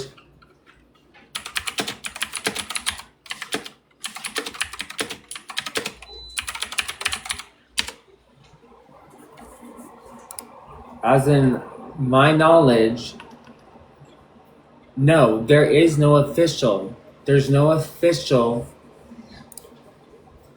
You wrote this down as confirmed that his obituary identifies his children as this, that, and the other. For his father. Okay, so no, that's his father. Never mind. I had to read some more.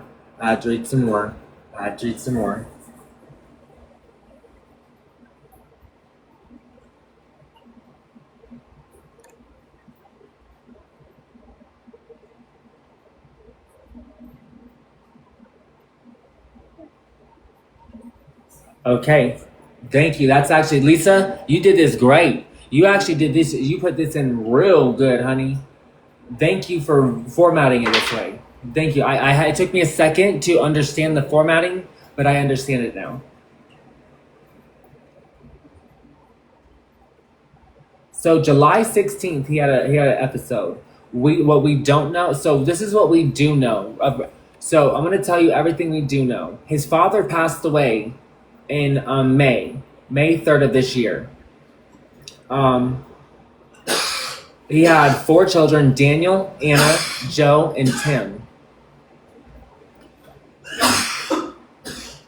Confirming both Michael as Joe's father and Daniel as Joe's brother. This places Joe's father's death only approximately 3 months before Joe's own death. Okay, July. This is just what we know. This is just a timeline. There's still things we don't know. There's things that experience life that goes in between this. Of course, there's things that go in between May and July. We just don't have that information right now. July 26th. So what we have that is confirmed.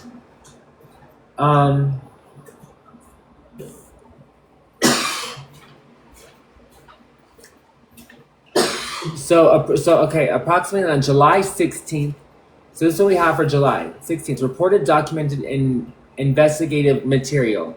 Joe reportedly experienced a suicide attempt approximately 2 weeks before his death.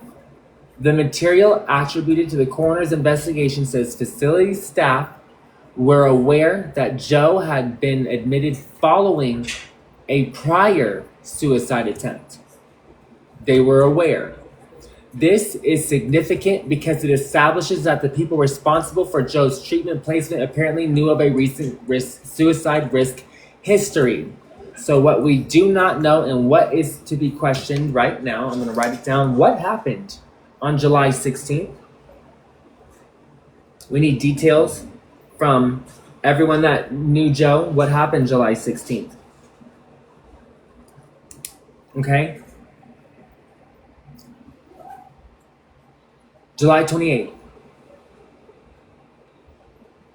Okay, so what we don't know. What happened July 16th, and we still need the underlying medical EMS law enforcement documentation establishing the circumstances, location, treatment, and disposition following that event. So we don't have anything going on, so we need to find out. All right, we need to find out what happened July 16th. We need to figure out. We need to go backwards and figure out and look at his posts. Look around that time, July 16th. I know a lot's been deleted, but we need to go back and find out. We need to ask Alex to undelete those posts because since it's been less than 30 days, they can be restored. Those posts that Joe posted can be restored, and she needs to know that she needs to restore them. It's imperative to the investigation. So, July 16th, we need to know what happened, what was going on around that time frame. July 28th, he was admitted to Ridgeview. We previously identified Ridgeview in July 28th as part of the hospitalization treatment sequence. However, this needs to remain open, partially confirmed until the actual Ridgeview documentation establishes exactly what occurred July 28th. We should not call July 28th the confirmed admission date because simply it appeared in earlier information. So we don't know if it's the exact date. However, that's what was been given to me by his best friend. That's what his best friend told me. So I'm not sure If that is wrong, then you know. So it's not just me questioning these dates. There's nothing to confirm these. So we get these and we need to confirm them. So the people who are looking into this are asking the same questions. We need to talk to the people who knew them. So July 30th, confirmed, strongly documented, is all this. The coroner-related material states that Joe had been staying at the Dallas area facility following the release from another facility on July 30th, 2026.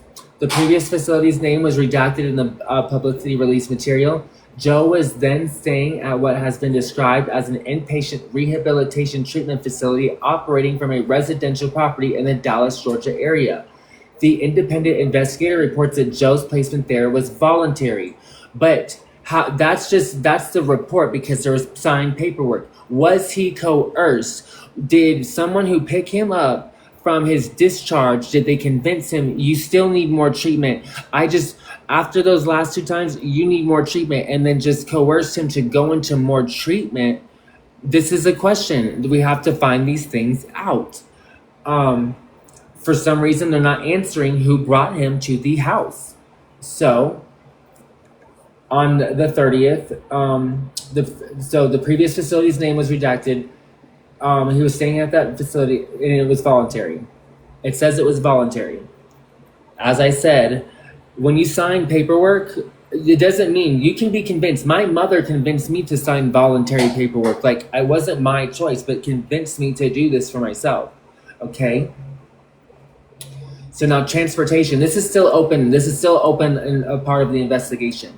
We have investigated whether Joe's brother, Daniel Fells, transported Joe from the prior facility to the Dallas treatment residence. Daniel is confirmed to be Joe's brother. However, we currently do not have sufficient documentation establishing that Daniel personally transported Joe.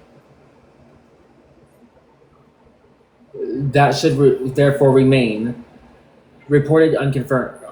Daniel may have transported Joe. Daniel, his brother, may have transported him. We need to reach out. Well, people are saying anyway. So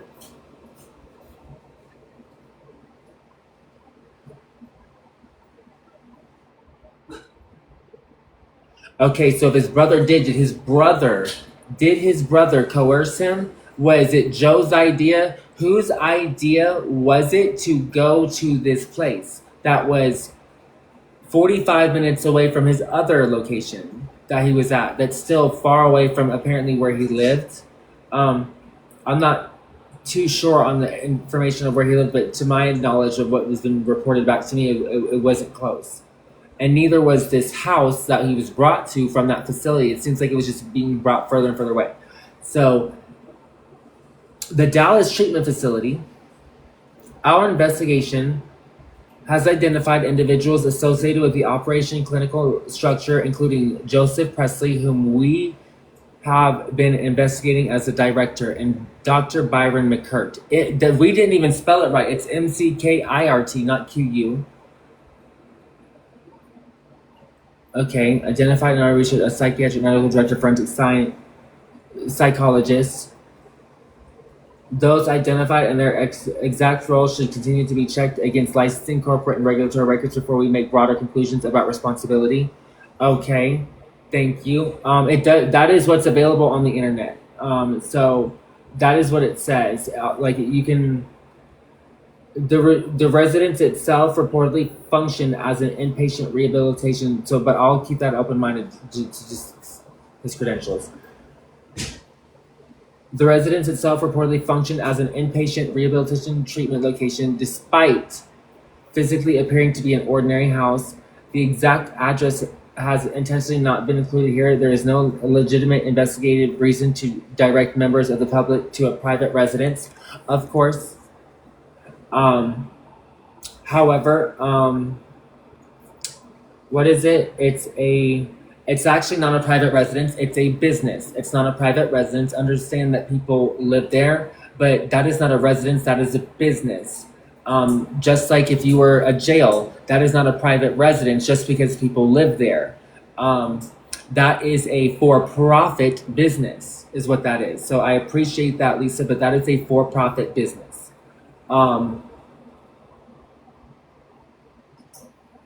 And that's the one thing you can't tell us not to ask people who are witnesses of that house. That is bullshit, and I'm calling that out right now. We're not going to say it publicly, but we can absolutely direct members of myself, member of the public. Yes, I can ask questions of people who are inside the house. If they're willing to talk, you can't just provide a shield blanket and say no. What if they want to talk? What if they want to? You didn't even give them the chance to advocate for themselves. I've been in that position. So, just saying that. Joe's on the July 31st, Joe's final documented night.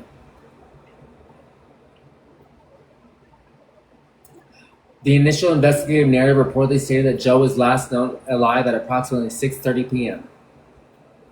Approximately 10:30, critical confirmed timeline point. According to his supplemental entry dated again August 3rd, Detective Baker confirmed through camera footage that Joe could be seen alive.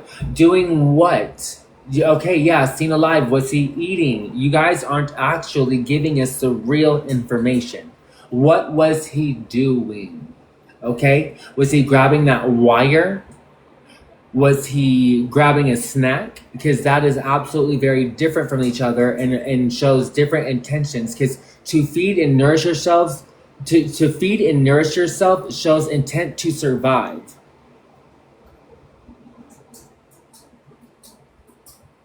Okay? So we need to know what happened on that camera footage. So therefore, what happened in the kitchen?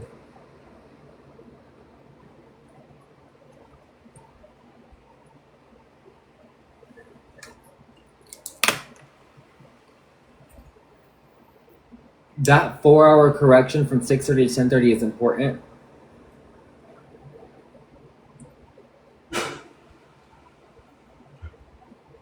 So it was told. So in the first initial report, it said that his last known seen alive at 6:30 p.m. However, they found camera footage and confirmed that to actually be 10:30. So we need to know what happened on that camera footage. Because if you have footage, what happened? How long was he present in the camera? What was he doing? Was he talking to anybody? What did he say to them? If he was there anybody in the kitchen with him? That's our last time seeing Joe alive. And now, did anyone else inside that house see him alive after that time? That's what's not been reported. And that's what really sucks about these investigations is because they don't care to put these things in there. How do I know? I was ran over by a truck. Me and my friend got ran over by a truck. He died. They didn't say anything about me or anything that I added to just everything was about somebody died. They got hit by a truck and we couldn't find the person who did it. And they still have never found the person who hit us. But same scenario. Just leaving all this detail out about the people and witnesses that may be, and it's not that you just at least have to say, was there a witness? They leave that information out. You don't have to identify witnesses, but was there? And it's not like these are things that are, it's for a suicide. Why can't you put that stuff in here? The last time seen, okay, so the witnesses obviously it said that it was 6:30 p.m. What witness said that? Can we get and see who saw him? Did anyone else see him? Because obviously you need to go after they said it was 6:30. This is what you need to do. They did the investigation wrong. They asked questions first, got the surveillance afterwards. That's the timeline. Because it was debunked by the surveillance. They should have got the surveillance first and then asked what happened. And then they could have went back and asked the person, yeah, you lied. So it's actually 10:30 that he was last seen. So what happened from 6:30 to 10:30? What happened in his house for the last 4 hours at that time?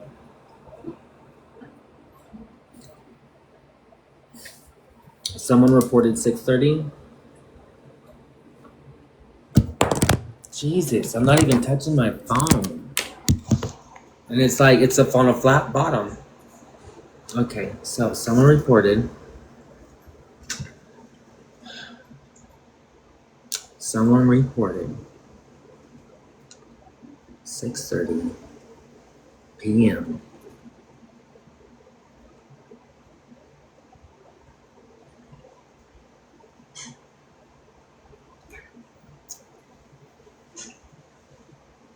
the last time seeing him?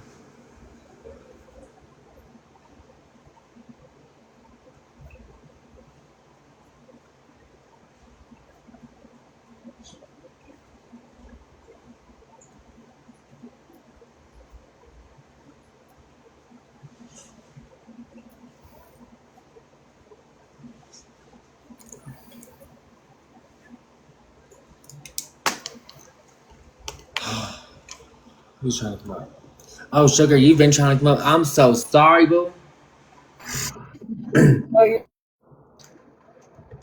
So I'm sorry. I have to go through it. This is why you read a book more than once to understand it. Because just like we read that thing, I had to read it again to understand. Oh no.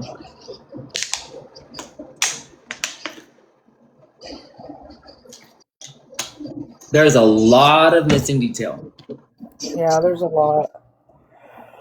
Oh, is there anyone else? Yeah. And it all starts with the first part. When he was last seen alive being dropped off at that house. Who was the last person? If it was his brother Daniel, was it Daniel? What was those conversations like? Did Daniel convince him to, did he do what my parents did when I was released from the medical facility, saying, we're not letting you come back home, we're making you go into another one and you have to sign yourself in, because the court wouldn't do it for them, and that's the only way, is because they just trapped me into it? That's a question. You guys are going to think I'm crazy. I don't have a lot of social media, but can someone go into the local Facebook, marketplace, but local Facebook group? And then I want you to go ask the community in that area, someone make their own profile, or if someone lives in that area, make that profile, go to the community and ask, was anybody else in this facility on these dates? Did anyone see something that would like to say something? And see if anybody in the comments say something, because damn, DUIs, people know all about them in their communities nowadays, like point blank, it's on a cell phone camera. So why not go into a community group and ask these questions? Your post will pop off way more in a group than it will on your regular Facebook. So go in a group and make that post. Yes, go add yourself by the admin to, like, whatever the zip code group is for community in that area. Join a lot of groups, ask questions. And then maybe someone will comment and be like, hey, I was there that day. This is what I saw. Or someone knows somebody, because it's not that big of an area. That county isn't like Los Angeles County. We're talking a county, probably like Stockton. So people know people. Sorry, I don't have Instagram or Facebook or anything, but that just came. I was sitting here praying, actually, and to find out how do we find chinks and chains? Who do we ask? And then that just came to mind, is go join a community group, go ask questions. There you go, Jessie May. Maybe you can go into the group, find groups, and go in and say, hey, I got questions. Did anybody see anything they would like to say something? Yeah, Facebook groups or pages, zip codes, cities, and counties. Exactly. It's alleged that Daniel was the last family member to see him alive. Okay, so we need to. Daniel, you might want to just have privacy, but you don't get to have privacy in this moment, and it sucks. But we need to ask Daniel questions. What conversations did he have with Joe? So that tells me that if Daniel was the last one that saw him alive, he's the transportation from the facility to the facility. That's what makes sense to me. Say that again? So if Daniel was the last one to see his brother alive, that means that he was probably the driver from facility.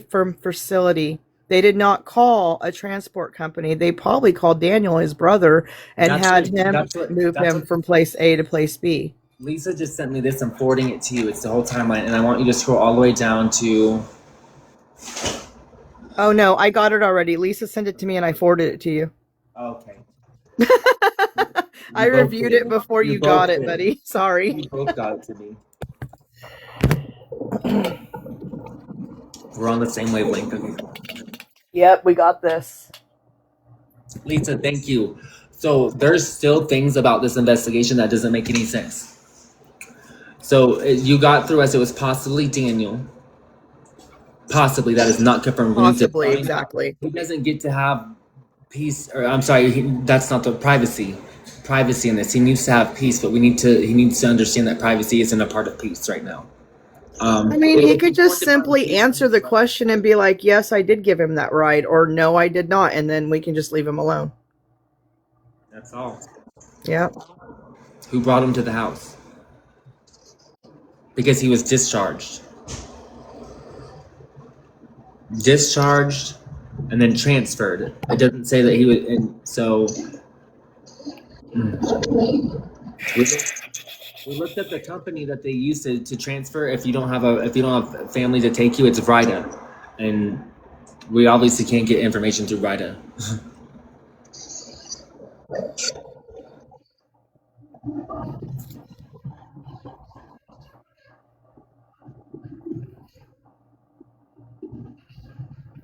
Right. Who needs the alphabet agency investigators when we have y'all?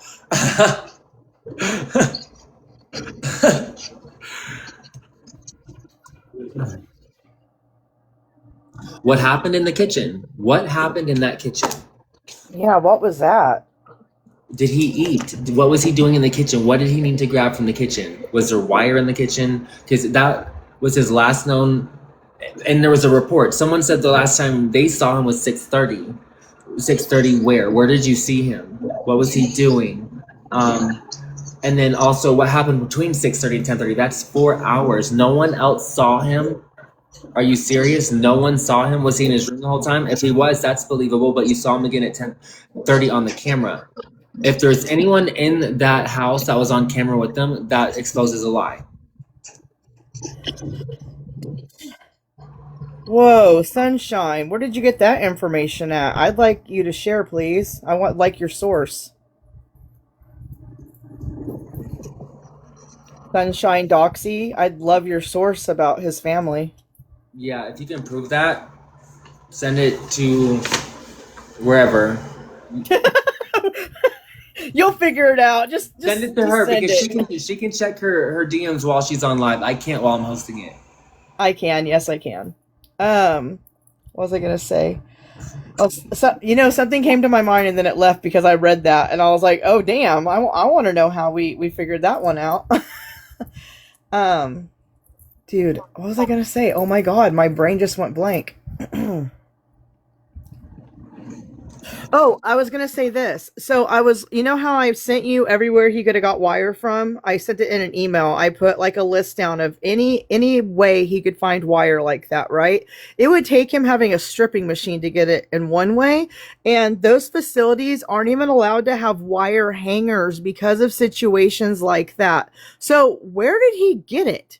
He didn't have a wire stripper, and even if you have a wire stripper, what was he doing? What kind of Ethernet wire did he strip? It looks like obviously a thick metal wire because they had to call the fire department to come cut it. And that's thicker than a damn wire hanger too. If the fire department had to come cut it, yes. How did he get it on himself? And no one's questioning this? And they have him standing up on rocks, or there were rocks positioned there, and it looked like he was standing. So here raises another question. That's insanity. Where was he hanging? Was he outside? Because it seems like it could have been a tree. Because there were rocks, there were ants. What's going on? That's insane. Where did the rocks come from? How did he get him inside? Is there camera footage of him bringing rocks? That's so insane. Would someone see him bringing in rocks and be like, oh damn, I don't want him to hit himself in the head with a rock? You can use anything as a weapon at this point if you're in a psychosis like they said he was. So they let him have rocks. We need to also wire hanger. We need to check the actual cameras and see if there's a time that skips. You need to watch the timer and skip. Oh. They did this. Earlier you said that we need to find out what happened on the 16th. Hold on 1 second, love. Hold Okay, that go ahead. thought.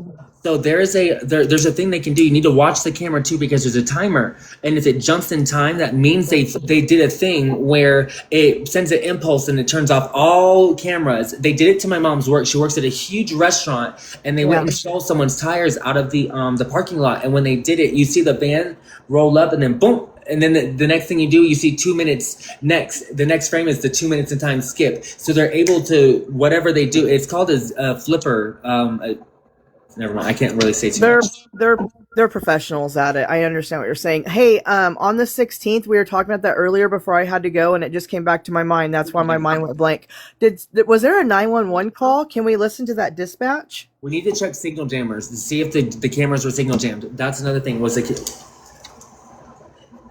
That, and I'm wondering if there's a 911 call that was dispatched for his incident before this happened. Because isn't that public knowledge? You can get that information from 911 when it's called. So if she was so scared that he was going to hurt himself, wouldn't that be obvious that on the 16th she would have called 911? Lisa's here and she's listening to all this and she's investigating everything as we come up with these questions. So thank you for the help, Lisa. Questions again. I'm gonna go ahead and just show you what I have written down here.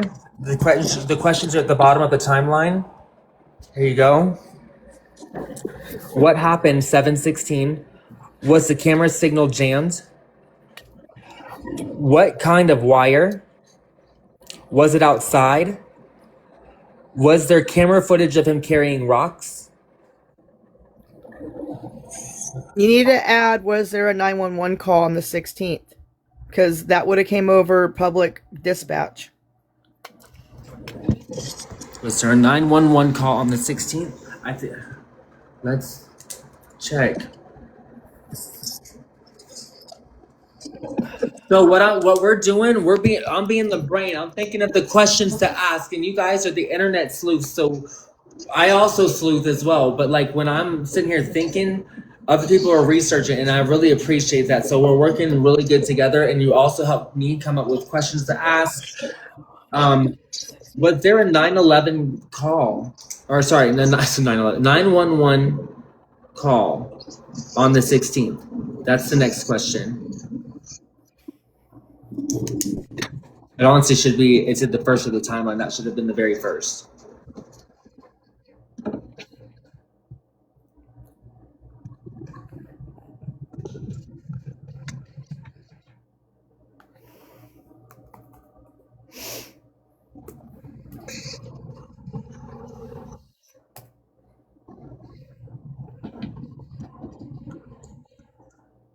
Right.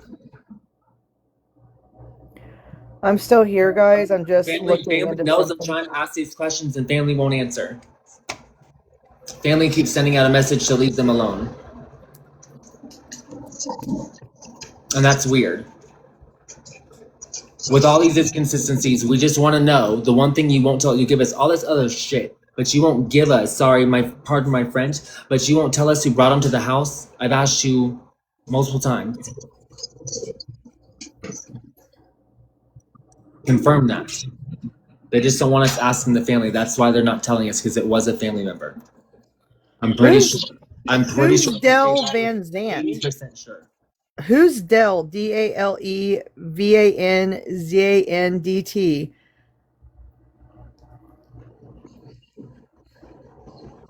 Do we know who Dell is? Has anyone looked at this person? There's something to be hidden about this ride to the house. Yeah.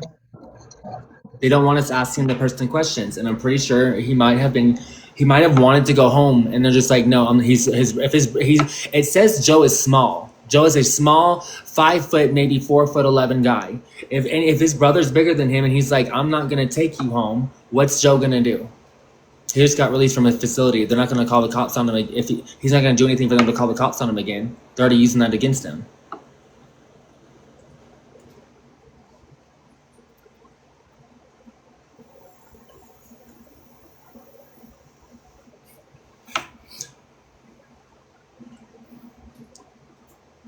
And how do we know he willingly did what he needed to be found unresponsive on the 28th.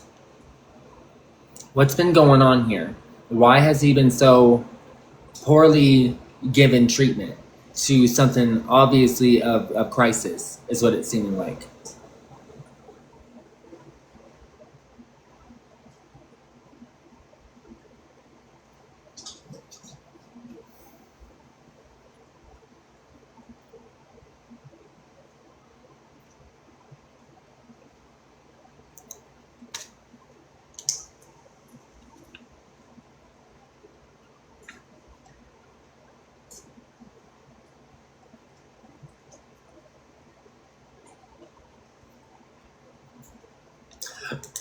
So is that the director? Is that the facility director? We were told that the facility director did it, so if that's his name, let me look it up.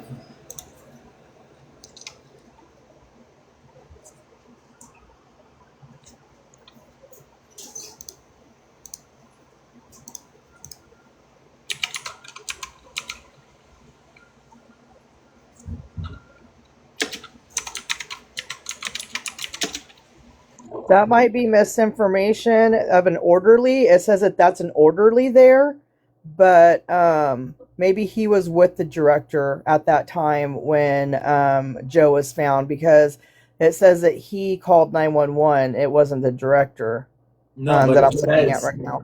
on the timeline that she sent us after doing her investigation, and she told us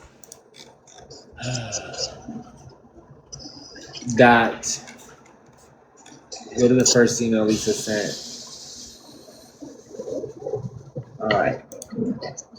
Okay, so it says the facility director reported observing Joe at approximately 7:30 a.m. and initially believed that Joe was standing. Approximately 20 minutes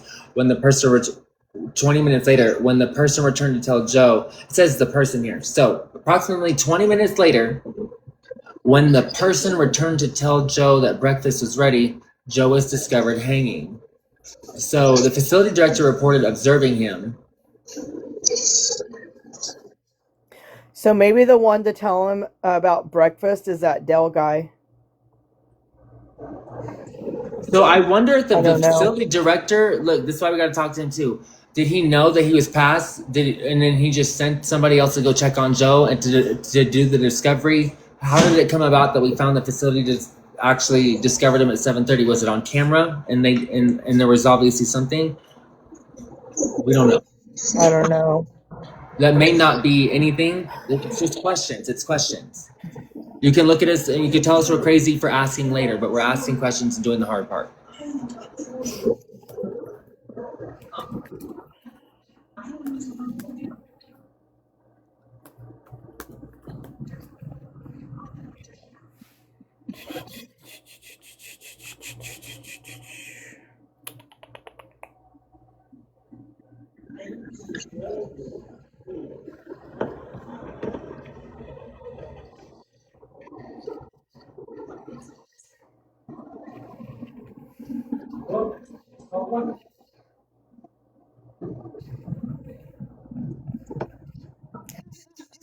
Oh, look at this.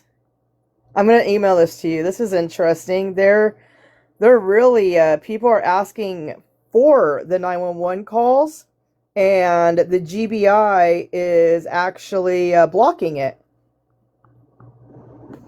Hold on, let me show you my source.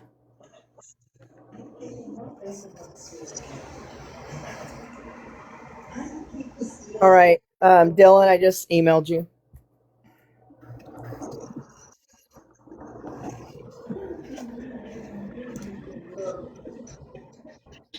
Chris.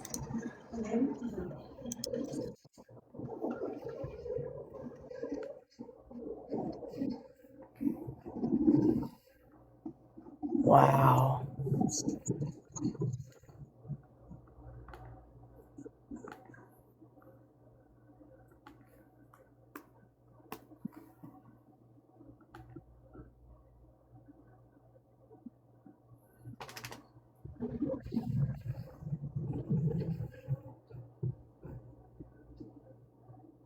Hmm.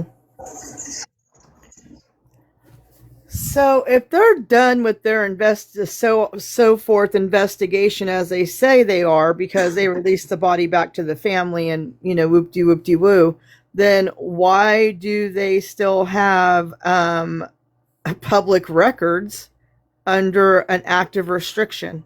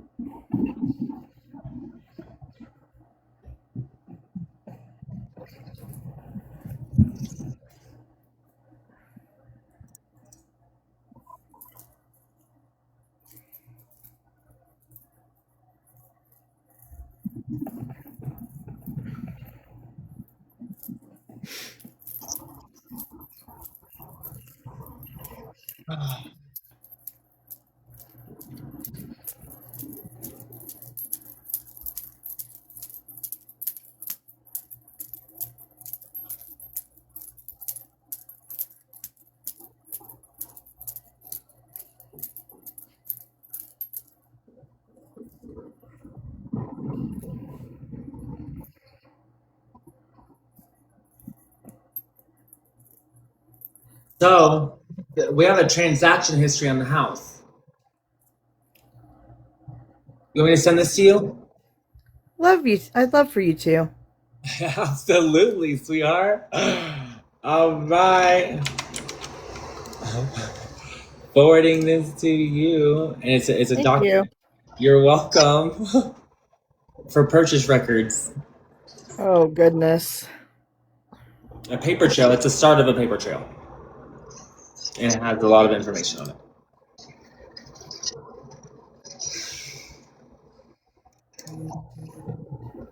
Thank you, Ms. Honey.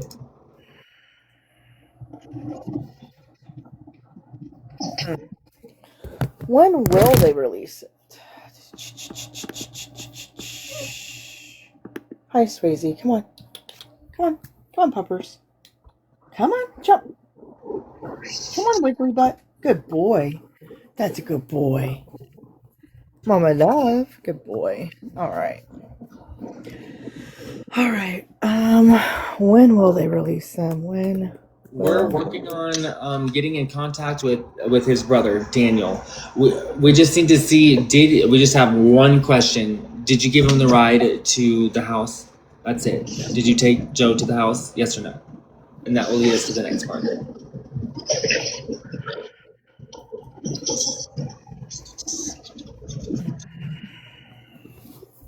Thank you, Gigi.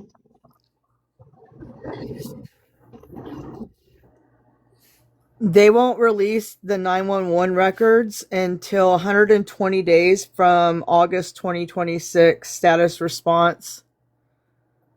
The delay is because the independent investigators and journalists will be eligible to refile their Georgia Open Records Act request in early December of 2026 if it's not released, but they're giving them time to get the records together, I guess. So they have 120 days to respond with the 911 calls. So is that the day that they began? Yeah, I'm going to send it to you. Okay. So we have it. Yeah, we still have a lot of time until then. We just need people to answer these questions. The information is there. Everybody knows something to what we're looking for. We just need to speak to the right person, the right way. There we go. Thank you for the follow. I emailed. Can you guys that are in here, can you tap the screen and can you also hit this button right here? It's this arrow. There's gonna be a yellow arrow, like a yellow refresh button. It's called repost. Can you hit that button? Thank you, Josh. And just keep reposting this live if you guys can. It's this share button right here, like this arrow, and then it'll pop up another list of commands and it should show you like a yellow refresh button. Thank you so much. Yes, and keep tapping this creepy. Thank you so much. We're trying to push it out for more people who don't know what's going on. just to spread awareness, just to see if anybody else wants to help with the investigation. We have a timeline. We have a lot of information, but the questions that we don't know is who brought him to the house. We know what day he was admitted to Ridgeview. He was discharged from Ridgeview on the 30th and brought to the house. We don't know who brought him there. We have a speculation that it was his brother Daniel, but we need to find this out. There is nothing that needs to be, there's no stone left unturned. There's the time where after he was there, the last time he was seen alive was on camera at 10:30 p.m., but by a person reported the last time they saw him was 6:30 p.m. So we just have some questions there regarding the inner workings of how the facilities run. How could someone, I'm just wondering, isn't there curfew? Is it 6:30 or like when is it? When do they check in? How do they check in with people? There's these questions that we have to ask. The curfew process. Was it followed?